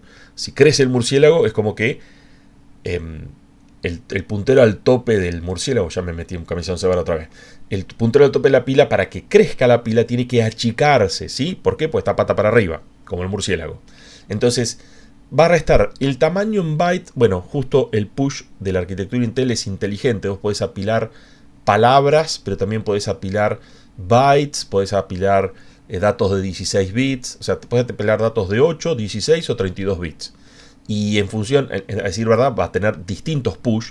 Uno escribe push en el programa, pero internamente a nivel de código máquina son distintas instrucciones, distintos opcodes en función del tamaño del argumento. Y lo que hace es le resta. En todo momento el ESP apunta al tope de la pila. Entonces si yo necesito poner un Word, le va a restar 4 al ESP. O sea, va a mover hacia abajo el tope de pila. Y en ese hueco que acabamos de crear al cambiar la posición del ESP, almacena el dato que le estamos pasando como argumento al push. Algo muy parecido a lo que hacíamos con el autodecrement, cuando justamente el autodecrement se usaba para simular push. Si se acuerdan de ese modo de ilusionamiento por ahí raro que vimos sobre el final del módulo anterior. La simétrica va a ser el pop. ¿Qué hace el pop? Bueno, cambia el orden, ¿no? Primero accede al dato a ser desapilado. ¿Dónde está el dato a ser desapilado? Va a estar en la dirección apuntada por el registro SP. Y lo que hace es, lo toma y luego le suma el tamaño en byte de ese objeto. De nuevo, el pop en 386, puedes hacer pop de 32 bits, de 16 bits, de 8 bits, de objetos de distinto tamaño. Y como peculiaridad, hay que tener presente que el objeto sigue en memoria. Lo que pasa es que va a ser sobrescrito seguramente cuando hagamos el próximo push, ¿no? O sea, el pop lo copia, no es que lo borra al dato, es por una cuestión de hacerlo más eficiente. Si uno lo borrara, tenés que hacer dos operaciones, primero tomarlo, después borrarlo. En cambio, por una cuestión de eficacia, simplemente lo toma, queda el dato allí. Lo que pasa es que no podemos confiar que va a perdurar, porque a la primera de cambio que alguien haga un push, bueno, va a ser sobrescrito ese espacio con el nuevo dato que acaban de apilar. ¿Y qué pasa con respecto a la pila del programa en la arquitectura OCUNS? Bueno, como se imaginarán, fiel a su filosofía RISC, si querés tener una pila de programa, arremangate y gestionala vos. La arquitectura le habla a los programadores. La idea sería tan simple como elegir alguno de los 16 registros, bueno, 15, pues ya ustedes saben, RF ya tiene un rol preasignado, y vamos a asumir que en todo momento ese registro apunta al tope de la pila. La pila la haríamos, ¿dónde la almacenaríamos? Bueno, para no volver chango a los programadores de arquitectura CISC, la propuesta sería que la pila arranque, cuando esté vacío, que el registro ese apunte a FF, pero que acto seguido, ni bien ya tenga algo, empiece a bajar, ¿no? Que FF, FE, recuerden que en FF no deberíamos escribir nada, ¿no? FF es lo que es interceptado por el sistema operativo para acceder a la entrada y salida estándar. Y lo vamos gestionando nosotros. Hacemos lo mismo que decíamos recién, que hace push y pop, pero en lugar de hacerlo toda una sola instrucción compleja, como es la arquitectura CISC, lo que hacemos normalmente en una arquitectura RISC es esa misma instrucción se simula con una secuencia de instrucciones. ¿Por qué digo secuencia? Bueno, porque tendría que haber alguna instrucción que guarde el dato en memoria, otra instrucción que cambie el valor del registro, etcétera, etcétera, ¿no? Como que ese push, ese pop se va a abrir en 2 o 3 o la cantidad de instrucciones que nos haga falta. Una particularidad, ese registro sigue siendo de propósito general. O sea, va a ser el registro, no sé, 1, R0 o al que elijan. Alguien puede, ¿por qué no?, agarrar y meterle un 28 a ese registro y te destruye el funcionamiento de la pila. Lo que pasa que, bueno, como van a ser ustedes mismos, los que hacen el programa y los que gestionan la pila, se tienen que acordar de decir, no, para este registro no lo tenía que usar a la mitad del programa porque este tenía yo le elegí asignar un rol específico. Esto se estila mucho, van a ver después en la arquitectura MIPS, si no me falla la memoria, que tenía 32 registros, los últimos 3, 4 registros todos tienen ya un rol preasignado. Si bien se tratan de registros de propósito general que le puedes poner el valor que quieras, van a ver que por ahí hay uno que se lo suele usar para pila, otro que se lo suele usar como el registro de marco, bueno, todos tienen su rol estándar, más allá de que siguen siendo registros absolutamente convencionales y que los puedes usar como cualquier otro de los restantes, no sé, 28, 29 que quedan totalmente generales. Bien, como ven, se lava las manos el hardware y nos pasa el problema a nosotros. No estaba viendo que la arquitectura no va a mover un dedo para impedir que se adultere de manera incorrecta el valor de ese puntero. Desde ya, problema tuyo. En la CISC sí se tenía como más cuidado de, no, mira, este modo de direccionamiento no se puede combinar con aquel registro, entonces de alguna manera como que te va protegiendo algunos registros. No sé, para multiplicar solo se trabaja con EDX y EAX, no con otros, como que te restringe. No estaría siendo el caso de RISC. Acá preocupate vos, programador, de no meter la pata. No, por ahí es menos difícil de lo que suena al decirlo. Estamos hablando entonces de pasaje de parámetro y uno de los usos, usábamos la pila para llevar y recibir la dirección de retorno, y vimos al ver cómo se funcionaba ese procedimiento triplicar, que también se le utilizaba a la pila del programa para guardar registros que quizás sean modificados sin querer. En el caso de multiplicar era más que claro, el EDX era afectado sin comerla ni beberla, era porque justo multiplicar dos datos de 32 bits te genera uno de 64 bits. Entonces aparece un concepto asociado a todo esto, que tiene un nombre raro si quieren, es caller save o callee save. Esto es, como es el término en inglés, caller viene a ser el llamador y el callee es el llamado, y save no es salvar, sino en este caso sería proteger, ¿no? Salvar es otra acepción de save también, pero aquí sería como cuando protege el arco el arquero, hace una salvada el arquero. Bueno, ¿qué son estas dos ideas? La idea viene de la mano de quién se encarga de preservar el contenido de los registros que pueden o no, o a veces tenemos la certeza o a veces tenemos la duda de si pueden o no ser alterados durante la ejecución de un procedimiento. Y la verdad que hay dos maneras de hacerlo. Esto es algo que uno a veces no se pregunta en un lenguaje de alto nivel. En este caso sí es importante preguntárnoslo porque estamos más cerca del hardware, entonces hay menos cosas que se manejan implícitamente. Acá, cuanto más cerca del hardware estemos, todo es más explícito. ¿Y cuáles son estas dos alternativas? Muy simple, como su nombre lo indica. Una posibilidad, que es que el caller save sería esta, que es el llamador se haga cargo de proteger los datos. La idea es que vos, llamador, si tenés algún dato guardado en algún registro que te interesa que no se vea afectado, hacete cargo, llamador, guardalo vos en la pila. Por ejemplo, si usamos la pila para protegerlo, guardalo vos en la pila, invoca el procedimiento y después acordate, a la vuelta del procedimiento, de restablecer esos valores que el llamador protegió. Como se imaginarán, la otra alternativa es esa callee save, que es simplemente que el llamado, no el llamador, sino la rutina llamada, sea la encargada de, proteger en el tope de la pila aquellos registros que sabe que va a modificar. Hoy les jugaba diciendo, que a veces tenés la certeza que serán modificados o a veces suponés que tal vez sean modificados. Y esa es una diferencia sutil pero importante, porque el llamador por ahí sabe qué dato quiere proteger, pero no tiene certeza de si ese dato, si ese registro va a ser afectado. Mientras que el llamado no sabe si tal o cual registro tiene un dato importante, pero sí tiene la certeza de qué registro va a ser afectado, porque digamos, el llamado tiene, el procedimiento sabe si toca o no toca el registro EAX, EBX, SX, ¿no? Digamos, conoce el código. Entonces, si se fijan, eso nos aparece una frazada corta en algún sentido. No está del todo claro cuál de las dos alternativas domina la otra, con cuál de las dos quedarnos. En general, creo que les había contado, toda vez que estemos viendo dos alternativas en esta materia, o al menos es mi opinión, no perder tiempo viendo alternativas cuando realmente una de las dos es superior a la otra. Así que, como se imaginarán, vamos a poder decir algo positivo de que guarde el llamador, y también vamos a poder decir algo positivo de que guarde el llamado. Lo pasamos en limpio. El famoso trade-off. En el caso de hacer caller save, nos permite, por ejemplo, optimizar múltiples llamados a un procedimiento. Si por alguna razón vos a un procedimiento lo tenés que llamar 2 o 3 veces seguidas, bueno, si el que guarda, el que salva, perdón, el que guarda, digo bien, estaba leyendo la palabra save ahí en la pantalla. Si el que guarda es el llamador, guardás una sola vez y luego haces 3-4 llamadas, las 3-4 invocaciones al procedimiento, haciendo el trabajo de proteger los datos una sola vez. Gran ventaja a favor de caller save.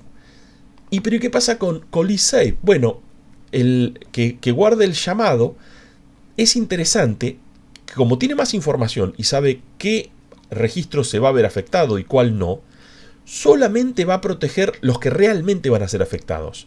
Fíjense que el llamador quizás esté protegiendo un dato que después la rutina no afecta, porque por ahí con 3 registros se arregló y a EDX no lo tuvo que tocar, o al registro R5 no lo tocó. Ese dato lo tiene el procedimiento, no lo tiene el llamador. Bueno, uno podría decir, bueno, si hacemos bien, la documentación del procedimiento debe indicar, ok, vale, lo acepto. Si uno hiciera las cosas bien, y ahí me sale otra vez el potencial, si uno hiciera las cosas bien al programar, estaría a disposición la documentación en tiempo y forma, y uno diría, mira vos, yo en EDX tengo un dato importante, pero la rutina no me lo toca, entonces no lo protejo. Hago caller save, pero me ahorro protegerlo. Digamos, esto es, en líneas generales, cuál de los dos, qué ventaja y qué desventaja tiene cada uno de ellos. Y claro, en el caso de hacer, por ejemplo, que proteja el llamado y tenés que hacer múltiples invocaciones, noten que va a haber múltiples veces apilás el dato en la pila, múltiples veces lo desapilás. Daría la sensación que es ineficiente. Y si queremos criticar a que guarde el llamador, bueno, fíjense que podría estar, si no tenemos actualizada la documentación, podría estar quizás protegiendo registros que el procedimiento no afecte. ¿Sí? Noten que hay como, podemos hablar bien a favor de uno y a favor del otro. Me hace acordar cuando hablábamos de mantisa normalizada o no normalizada, ¿no? Al hablar de punto flotante. Bueno, a decir verdad, acá pasa lo mismo. La idea es adoptar solo uno de estos dos esquemas. El que quiera, no hay ningún problema. Lo que pasa es que para no volver chango los programadores, la idea sería elijan solo uno de los dos. O hagan siempre caller save o hagan siempre call save. Si se fijan, podemos revisitar el ejemplo que vimos recién de ese procedimiento triplicar. Y bueno, revisen allí cuál de los dos esquemas les parece que aplicamos allí. Recuerden que los push y los pop se hacían dentro del procedimiento. Bueno, ya casi que le estoy dando la respuesta. No estaría siendo en ese caso la segunda opción, ¿no? Que protege el llamado. Ok, con esto tenemos la pila funcionando. Hablamos de esto de este uso principal que le damos a la pila. Y también vimos cómo se pasaban argumentos en este caso a los llamados del sistema operativo. Podemos sí visitar, por fin, el concepto de pasaje de parámetros. Noten que estamos constantemente hablando de la invocación a procedimientos. En el caso de la invocación a procedimientos es donde nos aparece el concepto de pasaje de parámetros, que es cómo le acercamos información a esa rutina para que esa rutina típicamente haga, puntualmente lo que necesitamos que haga. A veces necesita recibir información, a veces también necesita devolver información.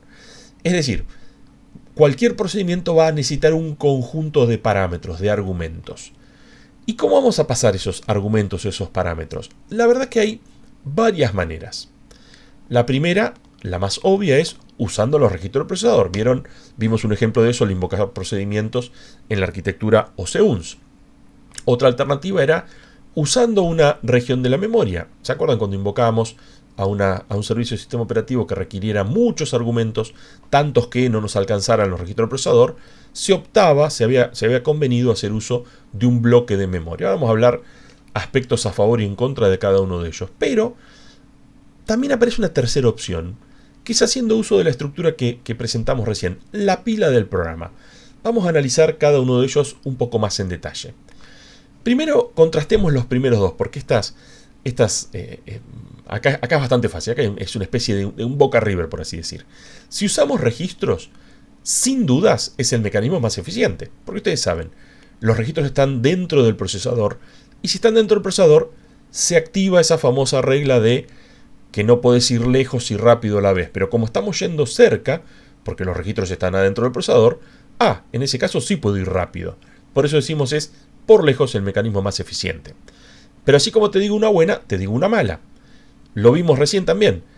Típicamente, sobre todo en una arquitectura CISC, la cantidad de parámetros que podemos pasar usando registro va a estar acotada. ¿Acotada por qué cosa? Bueno, por la cantidad de registros disponibles. Como les decía recién, en las arquitecturas CISC no suele ser un número tan elevado. ¿Qué hacíamos cuando no me alcanzaban los registros? Bueno, usábamos un bloque de memoria. Perfecto. Usar un bloque de memoria nos brindaba, si se acuerdan, en Unix se usaba un registro para indicar la dirección de comienzo del bloque de memoria donde estaban los parámetros. Claro, es un mecanismo mucho más flexible, porque sin duda vamos a tener más memoria que registros. Inclusive la OCUNS, ¿no? Con lo precaria que es, tiene 256 bytes y bueno, y tiene 16 registros de 16 bits, o sea, 32 bits, tiene mucho más memoria que registros. Así que sin dudas esta opción es por lejos la más flexible, pero así como dijimos algo bueno de usar registros y también después dijimos algo criticable, podemos también criticar. ¿Se imaginan qué le vamos a criticar al usar la memoria justamente como área de pasaje de parámetros? El desempeño. ¿Por qué? Porque va a implicar accesos a memoria. Y aplicando el mismo criterio de antes, si bien el banco de registros al estar dentro del CPU, como estaba cerca podíamos ir rápido, la memoria no está dentro del CPU por ahora. Entonces para ir a la memoria necesariamente vamos a tener que ir más lento. Así que va a ser una forma de pasaje de parámetros con un desempeño más precario. Para colmo, si ponen en contexto, antes de invocar al procedimiento tenemos que escribir los datos en memoria. Y después de invocar al procedimiento, los parámetros, ¿no? Y después de invocar al procedimiento tenemos que volver a leer la memoria para ir a buscar esos parámetros. O sea, es como que es por partida doble hay que ir a la memoria. O sea, es doblemente más lento. Un cachivache. Pero bueno, si no te alcanzan los registros, no te va a quedar otra alternativa. A menos que vayamos por el tercer camino, que es hacer uso de la pila del programa. Por ahí están pensando, para un segundo, la pila del programa también está en memoria. ¿Qué ganamos con respecto a usar un bloque de memoria? Parecería ser casi lo mismo. Buen punto. Analicémoslo más en detalle. Casualmente, hacer uso de un área de memoria, o incluso a veces registros también, puede no resultar del todo apropiado si quieres hacer un procedimiento recursivo. ¿Por qué razón? Lo hablamos brevemente al ver la invocación a procedimiento de la arquitectura OCUNS. Porque a la primera invocación recursiva posiblemente estés pisando el valor del registro en donde tenías almacenada la dirección de retorno. En la primera invocación, la dirección de retorno está bien. A la primera invocación recursiva, ahí pisás la dirección de retorno y bueno, tu programa después no va a ejecutar bien.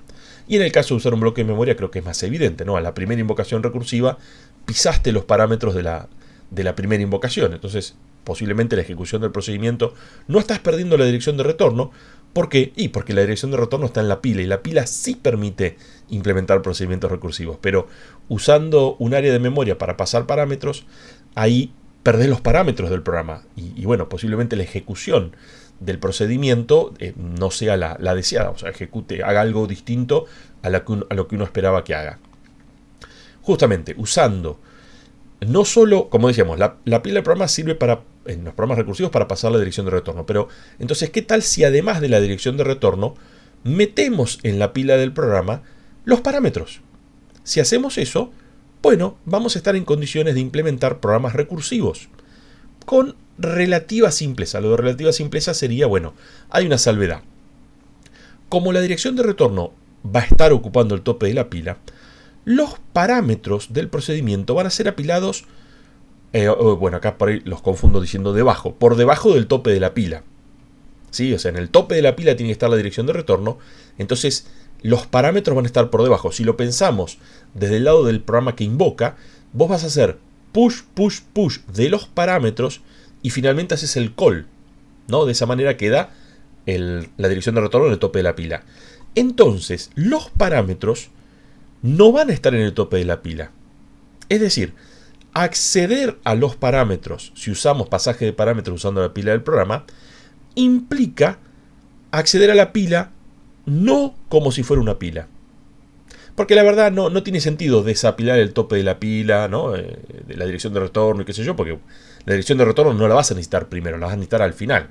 Entonces lo que se suele hacer es el famoso EBP, el famoso puntero marco, que lo que se hace es, se indica con el puntero marco dónde comienza el área esa de pasaje de parámetros en la pila.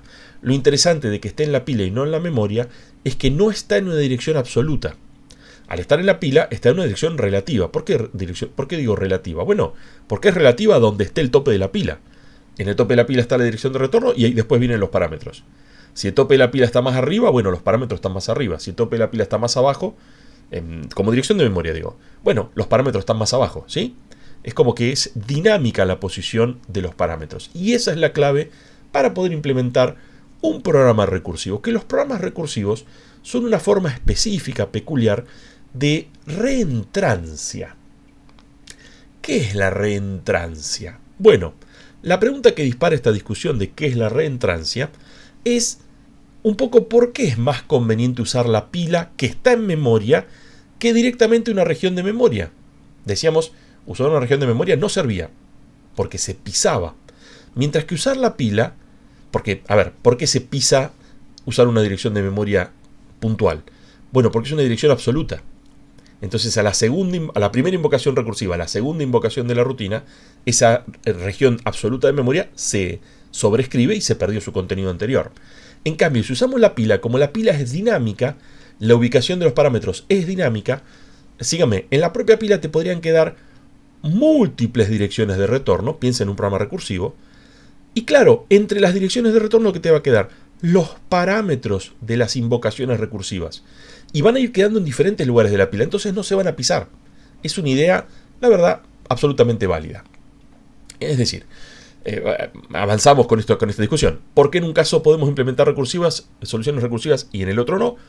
Les adelanté la respuesta. En un caso usamos una dirección absoluta al usar un bloque de memoria. En el otro caso usamos una ubicación, una dirección relativa. ¿Relativa a qué? Al tope de la pila.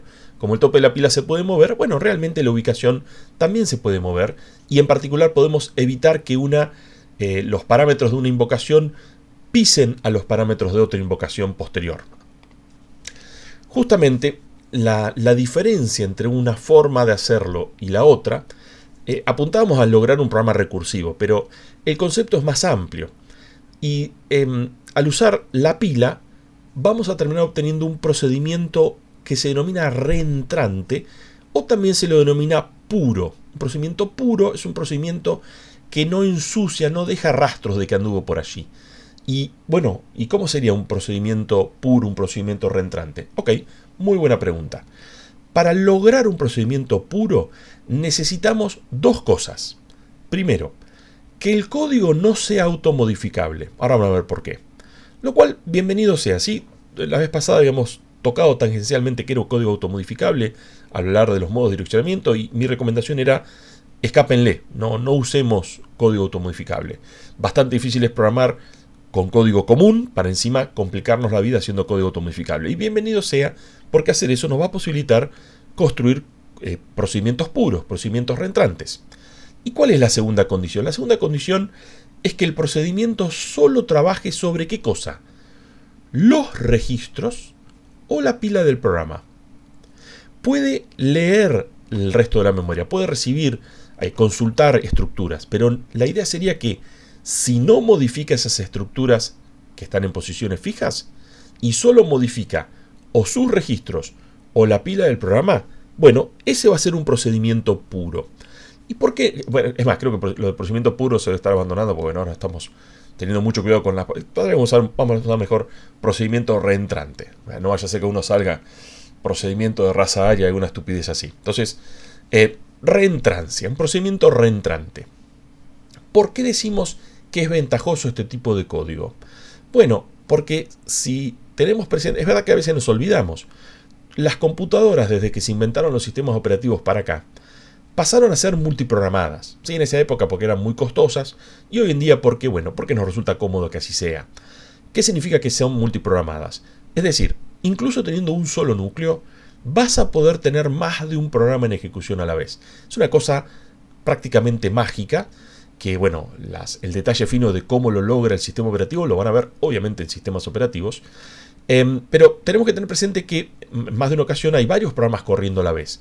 Entonces, la idea sería que un procedimiento es reentrante si varios programas pueden hacer uso de ese procedimiento al mismo tiempo. Si quieren, pensemos en, no sé, la rutina stdio de C. Si vos tenés 3-4 programas de C corriendo, sería interesante como que compartan la rutina stdio. Y si se fijan casualmente, las rutinas, las funciones que están dentro de esa librería, perdón, decía rutina, esa librería, son todas obviamente reentrantes. Si se fijan, solo reciben información a través de parámetros y o en la pila.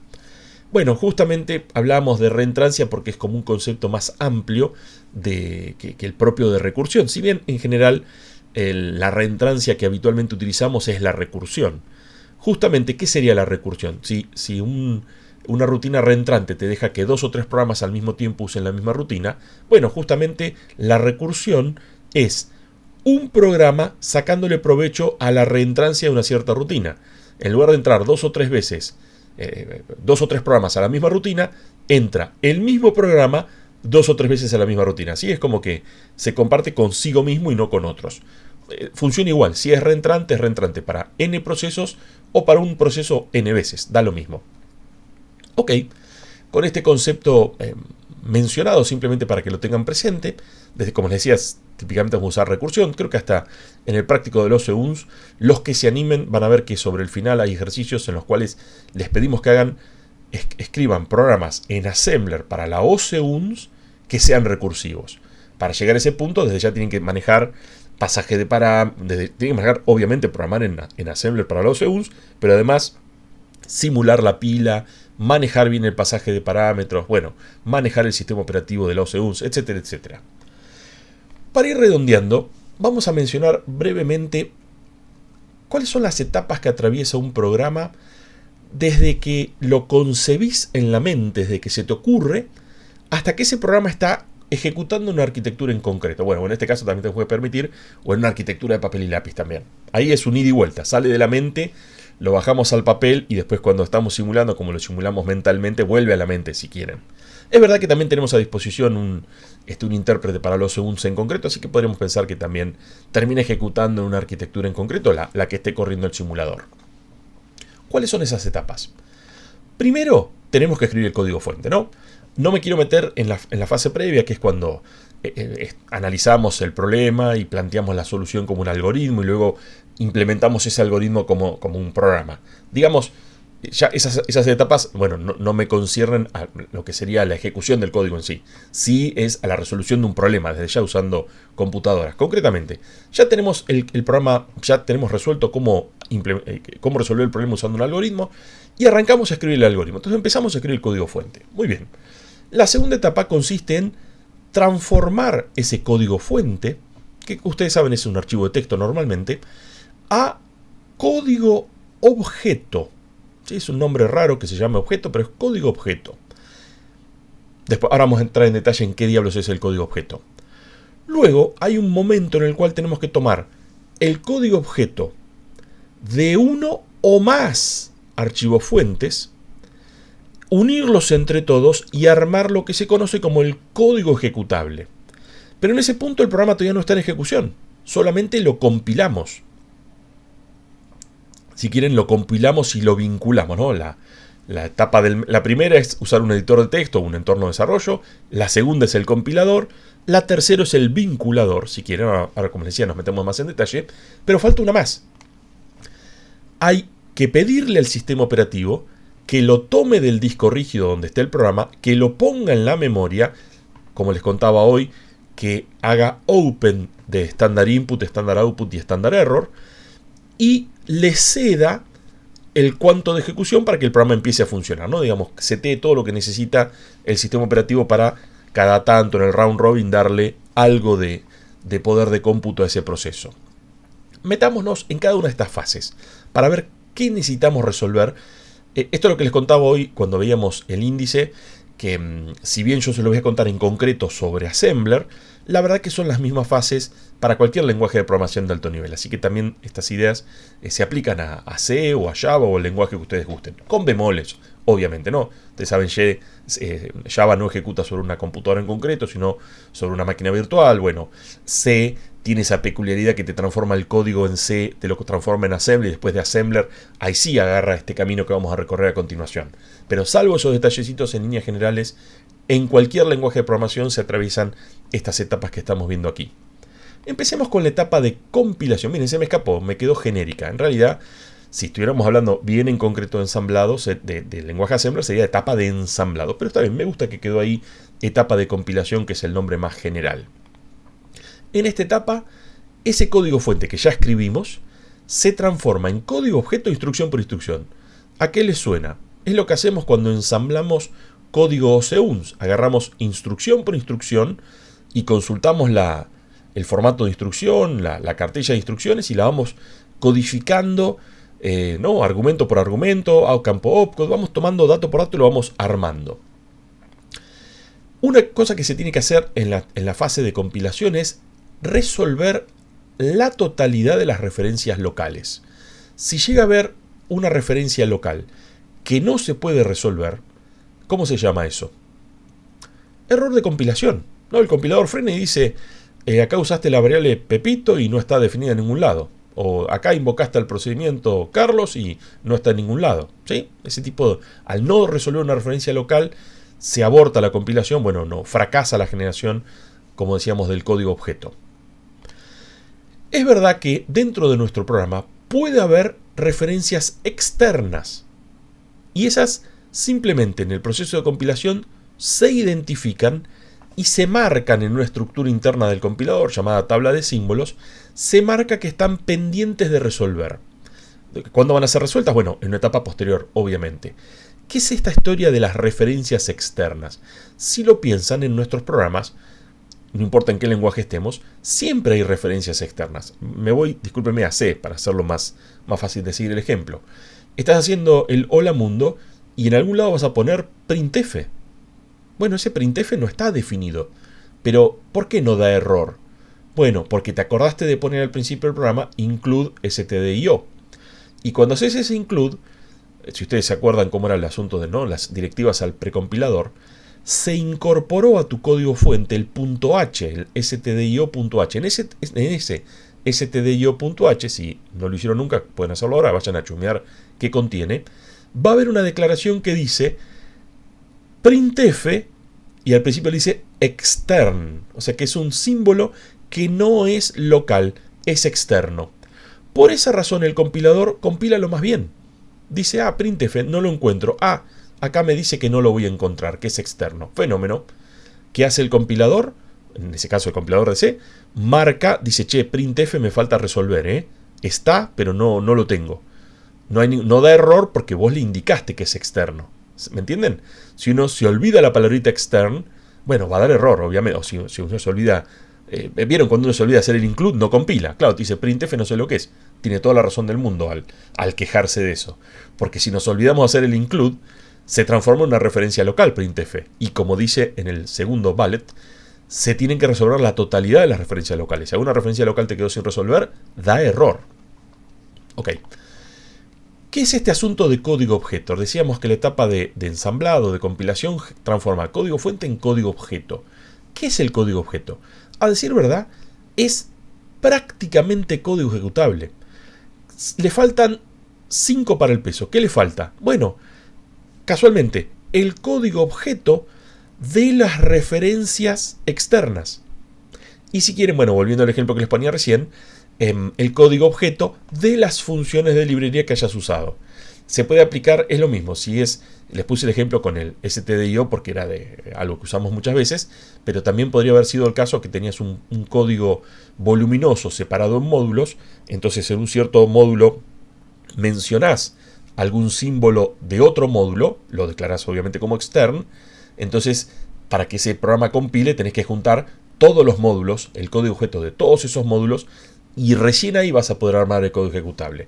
Casualmente, la etapa de juntar, fíjense bien, todos los códigos objetos de todos los módulos, más el código objeto de todas las librerías o funciones de librerías que hayas usado, se llama etapa de vinculación. O en inglés también etapa de enlazado, etapa de linking en inglés. Bueno, ¿qué es la etapa de vinculación o de enlazado?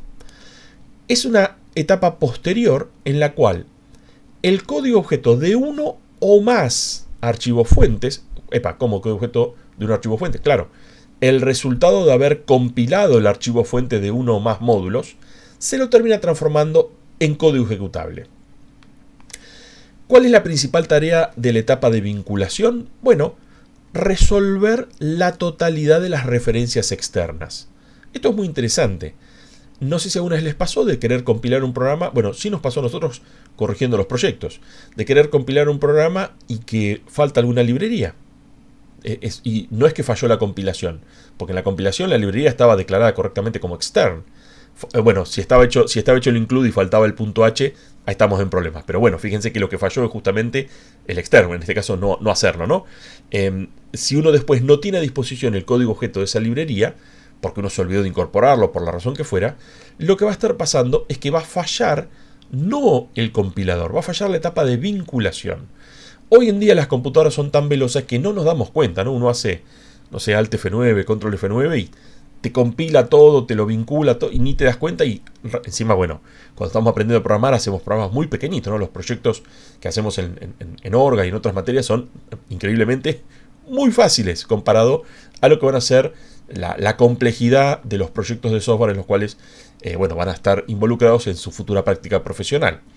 Eso es increíble, ¿no? Uno cuando está en primer año te parece que es terrible programar, no sé, en HIPPO, y después estás en tercer año y te parece terrible lo que tenés que programar en base de datos, y después estás en quinto año y te parece terrible lo que tenés que programar no sé, en ingeniería de aplicaciones web. Es como que va subiendo la complejidad y siempre nos termina pareciendo terrible. Después lo que sucede es cuando de acá a 5 o 10 años estén trabajando en la industria, estén ya de, no sé, de gerente de alguna empresa de software o lo que sea, se van a matar de la risa acordándose de lo que era la complejidad de aquello que te parecía difícil de hacer en Orga, o en la materia que, estructuras, o en la materia que fuera. Ok, entonces la etapa de vinculación es la que tiene que resolver estas referencias externas. Se puede hacer a mano, podemos decir solo compilame el fuente y después decir, bueno, ahora vincúlamelo y bueno, ir viendo paso a paso, no hacer uso del Alt F9, el Control F9, que hace todo rápido, todo como uno a continuación del otro. Y las compus, ok, gracias a la ley de Moore, son tan veloces que ni nos damos cuenta. Entonces, ¿qué pasa si hay una referencia de un módulo a otro, ¿no? Esa que fue identificada en la etapa de compilación? Bueno, lo que hay que hacer es, tomando el código objeto de ese otro módulo, que tiene que estar también a disposición, uno va a poner esos dos códigos objeto en memoria, irá uno primero y el otro después. Bueno, esto aquí por ahí nos metemos en camisa 11 varas, depende de si la gestión de la memoria es básica o más avanzada. Asumamos una básica, un poco para que tenga que trabajar un poquito más el vinculador. Van todos como al mismo espacio de direcciones. Entonces, por ahí tenés que poner un código al comienzo y el código del otro módulo va a continuación. Hay que hacer una relocación allí. Y bueno, cuando vos relocás, se cambian las referencias de ese código. Tiene que ser, obviamente, código PIC estático. Lo corres, entonces ahí uno termina de resolver. Uno dice, mira, este procedimiento, este primer módulo invoca a printf. Acá está el código objeto de printf. ¿En qué locación está? En la locación 25, listo. Acá donde dice call printf, pone, o invocás printf, poneme una llamada a la dirección 25. Se terminan de resolver eso que había quedado pendiente porque no se podía resolver en la etapa de compilación. Obviamente, como ahora, así como antes, en la etapa de compilación, si me quedaba alguna referencia local sin resolver, abortaba dando error. Lo mismo aquí, si nos llega a quedar alguna referencia externa sin resolver, el vinculador aborta la ejecución, da el mensaje de error. Como les contaba, nos suele pasar muchas veces que te falta descargar previamente la librería para que el programa pueda ser vinculado en ese caso. Por último, en el caso de hacer uso, bueno, recién ponemos el ejemplo de otro módulo, y por ello el que usaba el caballito batalla mío era lo del printf. Lo del printf obviamente no es otro módulo, sino es una librería estándar. Y acá es lo mismo, también tiene que estar a disposición. En lugar de estar el .obj o .o de otro módulo, tenés el .a, que vendría a ser el conjunto de objetos de una librería estándar, que viene previamente suministrado. Digamos, si era el stdio, viene suministrado por el propio compilador de C, porque obviamente, como su nombre lo indica, son librerías estándares. Va a estar en alguna ubicación conocida de antemano. Esos son los parámetros que uno a veces le configura al compilador. A veces pasa que la librería está, pero te olvidaste de agregarlo en el parámetro de los include para que descubra el punto H y ese tipo de cosas. Y nos está quedando, si la etapa anterior termina bien, se genera el código objeto. Si la etapa de vinculación termina bien, se genera el código ejecutable. Pero como decíamos, tener el ejecutable no es lo mismo que tener el programa en ejecución. Sí, el ejecutable, por así decir, está en el disco rígido, si me permiten, y el programa en ejecución no, está en memoria y está cargado en el sistema operativo. Ok, entonces la última etapa que nos queda es la etapa de carga, justamente, que es una tarea que hace el sistema operativo. ¿En qué consiste? Es un pequeño componente del sistema operativo que lo que hace es, si hacemos una vinculación estática, no tiene tanto trabajo. Si hacemos una vinculación dinámica, como les voy a comentar a continuación, ahí tiene un poquitito más de trabajo. Si hiciéramos una vinculación estática, digamos, siguiendo el caminito como llegamos hasta aquí, lo que tiene que hacer es tomar el código ejecutable, ubicarlo en memoria y bueno, hacer ese setup inicial. Les contaba, abrir el archivo standard input, standard output, standard error y simplemente cederle el control en la dirección de comienzo de ese programa. Si llegamos aquí, habiendo completado la compilación, habiendo completado la vinculación, sabemos que todas las referencias externas están resueltas, obviamente todas las referencias locales están resueltas. Lo único que hace falta indicarle al sistema operativo o al procesador es el valor del PC. Y ¿se acuerdan cuando veíamos, bueno, volvemos si quieren a Assembler? En el Assembler de la arquitectura Intel estaba esa etiqueta --start. Bueno, ahí va a estar indicado en esa etiqueta justamente la dirección inicial a partir de la cual tiene que ser ejecutado. Perdón, acá estamos hablando de la dirección inicial en la cual tiene que ser cargado. Ok, esto va a depender de si se trata de un sistema operativo medio básico o un sistema operativo más avanzado como un Android, un Windows o un Linux. En los sistemas operativos más modernos tienen lo que se conoce como, bueno, manejo de la memoria virtual con segmentos. Entonces todos los programas se cargan pensando que los ubican, no sé, desde la dirección 0, por así decir. No tienen problemas de que justo dos programas quieran ir al mismo lugar de memoria porque, bueno, se maneja memoria virtual, así que todos están contentos pensando, qué sé yo, que usan la dirección 25 y en realidad capaz que ninguno está en la dirección 25, ¿no? Hay un mecanismo de virtualización de las direcciones de memoria. No me quiero meter allí, como siempre digo, va a ser un tema que van a profundizar en Arqui y obviamente en sistemas operativos con mayor enjundia. ¿Qué más tenemos? Bueno, los que les contaba recién, justamente si tenemos un modelo avanzado de manejo de memoria, ha simplificado muchísimo la etapa de cargo, pero de nuevo, no me quiero meter en ese detalle. Lo que les mencionaba allí es, ahora cada proceso con la memoria virtual tiene su espacio de direccionamiento de uso exclusivo. Entonces, lo que antes tenía que transpirar el cargador, ahora hoy en día es mucho más fácil la tarea. A menos que uno elija hacer uso de lo que se conoce como vinculación dinámica. Esto es interesante. La etapa de vinculación, como la etapa de compilación, se lleva a cabo antes de que el programa empiece a ejecutar. Si quieren, antes del doble clic, ¿no? Bueno, el doble clic o que le haces tap al iconito en el celu. Antes de que el usuario diga, quiero abrir este programa.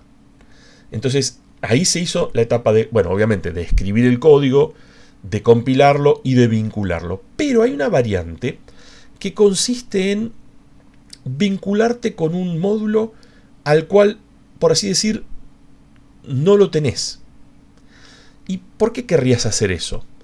Bueno, es muy interesante hacerlo, por ejemplo, con el caballito de batalla que les venía diciendo, con stdio. ¿Por qué? ¿Qué tal si tenés en ejecución no uno, sino 5 programas escritos en C, que obviamente todos usarán, me imagino, stdio, o también podríamos hacer el ejemplo con stdlib, o la librería estándar que gusten? Entonces, la idea de la vinculación dinámica es tener una sola copia de esa librería en memoria y que múltiples programas se vinculen con esa misma copia.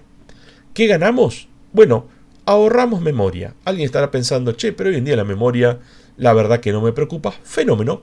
Podés compilar tus programas de manera estática sin ningún inconveniente. Pero a decir verdad, como siempre digo, cuanto más memoria tengas no malgastada, por así decir, mejor desempeño vas a lograr de la computadora. Entonces, inclusive aunque tengas 128 GB de RAM, también es buena idea hacer uso de este concepto que les voy a contar ahora, que es la vinculación dinámica. ¿Por qué? Porque ahorras memoria. Si hay muchos programas que están compartiendo una cierta librería, bueno, esa librería está cargada sola una vez. El sistema operativo se encarga de que no haya metida de patas. ¿De qué manera? Bueno, típicamente el código de esas librerías que se vinculan dinámicamente es código puro, código reentrante. Bueno, de hecho no usa la palabra puro, código reentrante. Entonces no se molestan entre sí los múltiples programas. Ni queriendo se pueden molestar, porque siempre está el sistema operativo supervisando que ningún proceso haga macanas. Además, hoy en día es mucho más fácil porque como cada proceso piensa que está solo en el mundo, no hay nadie más en su espacio de direcciones, no se da cuenta, no sabe si hay otro a quien atacar. No lo puede saber, porque el sistema operativo no le cuenta y lo tiene, no sé, con los ojos vendados, por así decir. Entonces dice, vos ponete acá en esta habitación, estás solito en la casa. Y no, por ahí estaba llena de gente en la casa, pero el proceso no se entera. Entonces, en ese caso, ¿cómo hacemos? Bueno, ¿y por qué se llama vinculación dinámica? No, la palabra dinámica da la idea de en ejecución. Entonces sería así, está bien el nombre, sería vinculación en ejecución. ¿De qué manera? La idea es, bueno, lo que decíamos hoy, la librería tiene que ser exclusivamente procedimientos reentrantes, y la idea es esta. Las referencias no se van a poder resolver en tiempo de vinculación. Para que haya vinculación dinámica, esas referencias externas invocando rutinas de la librería estándar, se van a resolver en el momento del doble clic, en el momento del tap, en el momento de que el usuario dice, che, quiero abrir este programa. En ese momento, uno asume que la librería ya está en memoria. Entonces, en ese momento, el código ejecutable tiene indicado qué referencias son dinámicas y todavía no fueron resueltas, qué referencias externas son dinámicas y no fueron resueltas aún. Entonces, el programa en ese momento, el cargador, el sistema operativo, en ese momento, se fija si las tiene en memoria. Típicamente sí, como decíamos, si son 5 programas que usan STDIO, bueno, tal vez el primero es el que se encuentra que no está cargada. ¿Qué pasa cuando un programa vinculado dinámicamente descubre que no está cargada la librería? No pasa nada. Lo que hace es en ese momento el propio cargador carga la memoria, carga la librería a memoria y luego hace la vinculación dinámica, ¿sí? Esto lo deben haber sufrido. Esto de librerías de vinculación dinámica, por ejemplo, en Windows son las famosas DLL. DLL significa Dynamic Link Library, o sea, librería de vinculación dinámica. Les debe haber pasado, me imagino, de por instalar un jueguito o algo y que no ejecute a menos que tengas la DLL del, no sé, Visual C o de, no, siempre alguna DLL te falta. ¿Y qué hay que hacer para que el programa funcione? Bueno, te descargas la DLL, por ejemplo, si querés, te la descargas de internet y la tirás ahí en la carpeta del programa y ya está. ¿Por qué? Bueno, porque el sistema operativo cuando quiere cargar ese ejecutable le pide vincularse con tal o cual función de librería dinámica y el sistema operativo dice, che, no lo tengo cargado. Y mira en la carpeta donde está el programa y dice, mira, acá está. Lo agarra de esa carpeta y lo pone en memoria. Después se corre con la ventaja de que si tenés otro programa más al mismo tiempo que lo quiere usar, ya está en memoria y la puede aprovechar. ¿Qué significa la vinculación dinámica? Esencialmente que se va a resolver la referencia externa que había quedado pendiente de la vinculación en tiempo de vinculación al momento de la carga. El cargador tarda una gotita más. Vieron que a veces uno hace doble clic y por ahí el relojito da vueltas un rato hasta que arranca el programa. Bueno, típicamente es porque son programas pesados que ocupan varios gigas y estás un rato trayendo varios gigas del disco rígido a la memoria, pero a veces también es producto de que hay librerías de vinculación dinámica que, bueno, uno tiene que primero cargar la librería, como decíamos, luego cargar el programa y luego, antes de dejar de dar vueltitas al reloj, resolver las referencias externas. Porque una vez que está cargado en memoria la librería, en un dado segmento, bueno, indicas cuál es el segmento al cual tenés que acceder para poder consumir los servicios de esa librería de vinculación dinámica. Espero que se haya entendido un poco esta idea. Es una idea muy interesante que se las quería mencionar porque nos rompe lo que sería lo de separar compilación y vinculación estática antes de que el usuario haga doble clic de la carga y ejecución que es posterior a que el usuario haga doble clic. La vinculación dinámica es una trampita que hace algo que uno debería haber hecho, podría haber hecho antes del doble clic, lo termina haciendo después del doble clic. No los quiero confundir más con estas cuestiones, pero es interesante a veces ir conociendo el rol de cada uno de estos conceptos en el gran esquema de las cosas, ¿no? Sobre todo porque, como siempre les digo, en Orga damos el puntapié inicial, pero después estos conceptos los van a retomar y profundizar en ARC, en operativos, en redes, en otras materias del área de sistemas. Pero bueno, abrí el paraguas porque con esto cerramos. Justo estamos a unos minutitos de las 2 horas. Cerramos este módulo de programación en lenguajes ensamblador. Si bien ha sido una introducción un poco rápida, no muy en profundidad, es suficiente como para que si algún empleador a futuro les pregunta si alguna vez trabajaron en lenguajes ensamblador, pues decir, sí, algo vimos, algo hicimos. Y acá cerramos este módulo y nos está quedando entonces empezar el último módulo de la materia, cosa que vamos a hacer, bueno, obviamente en la próxima oportunidad. Por el momento, dejamos acá.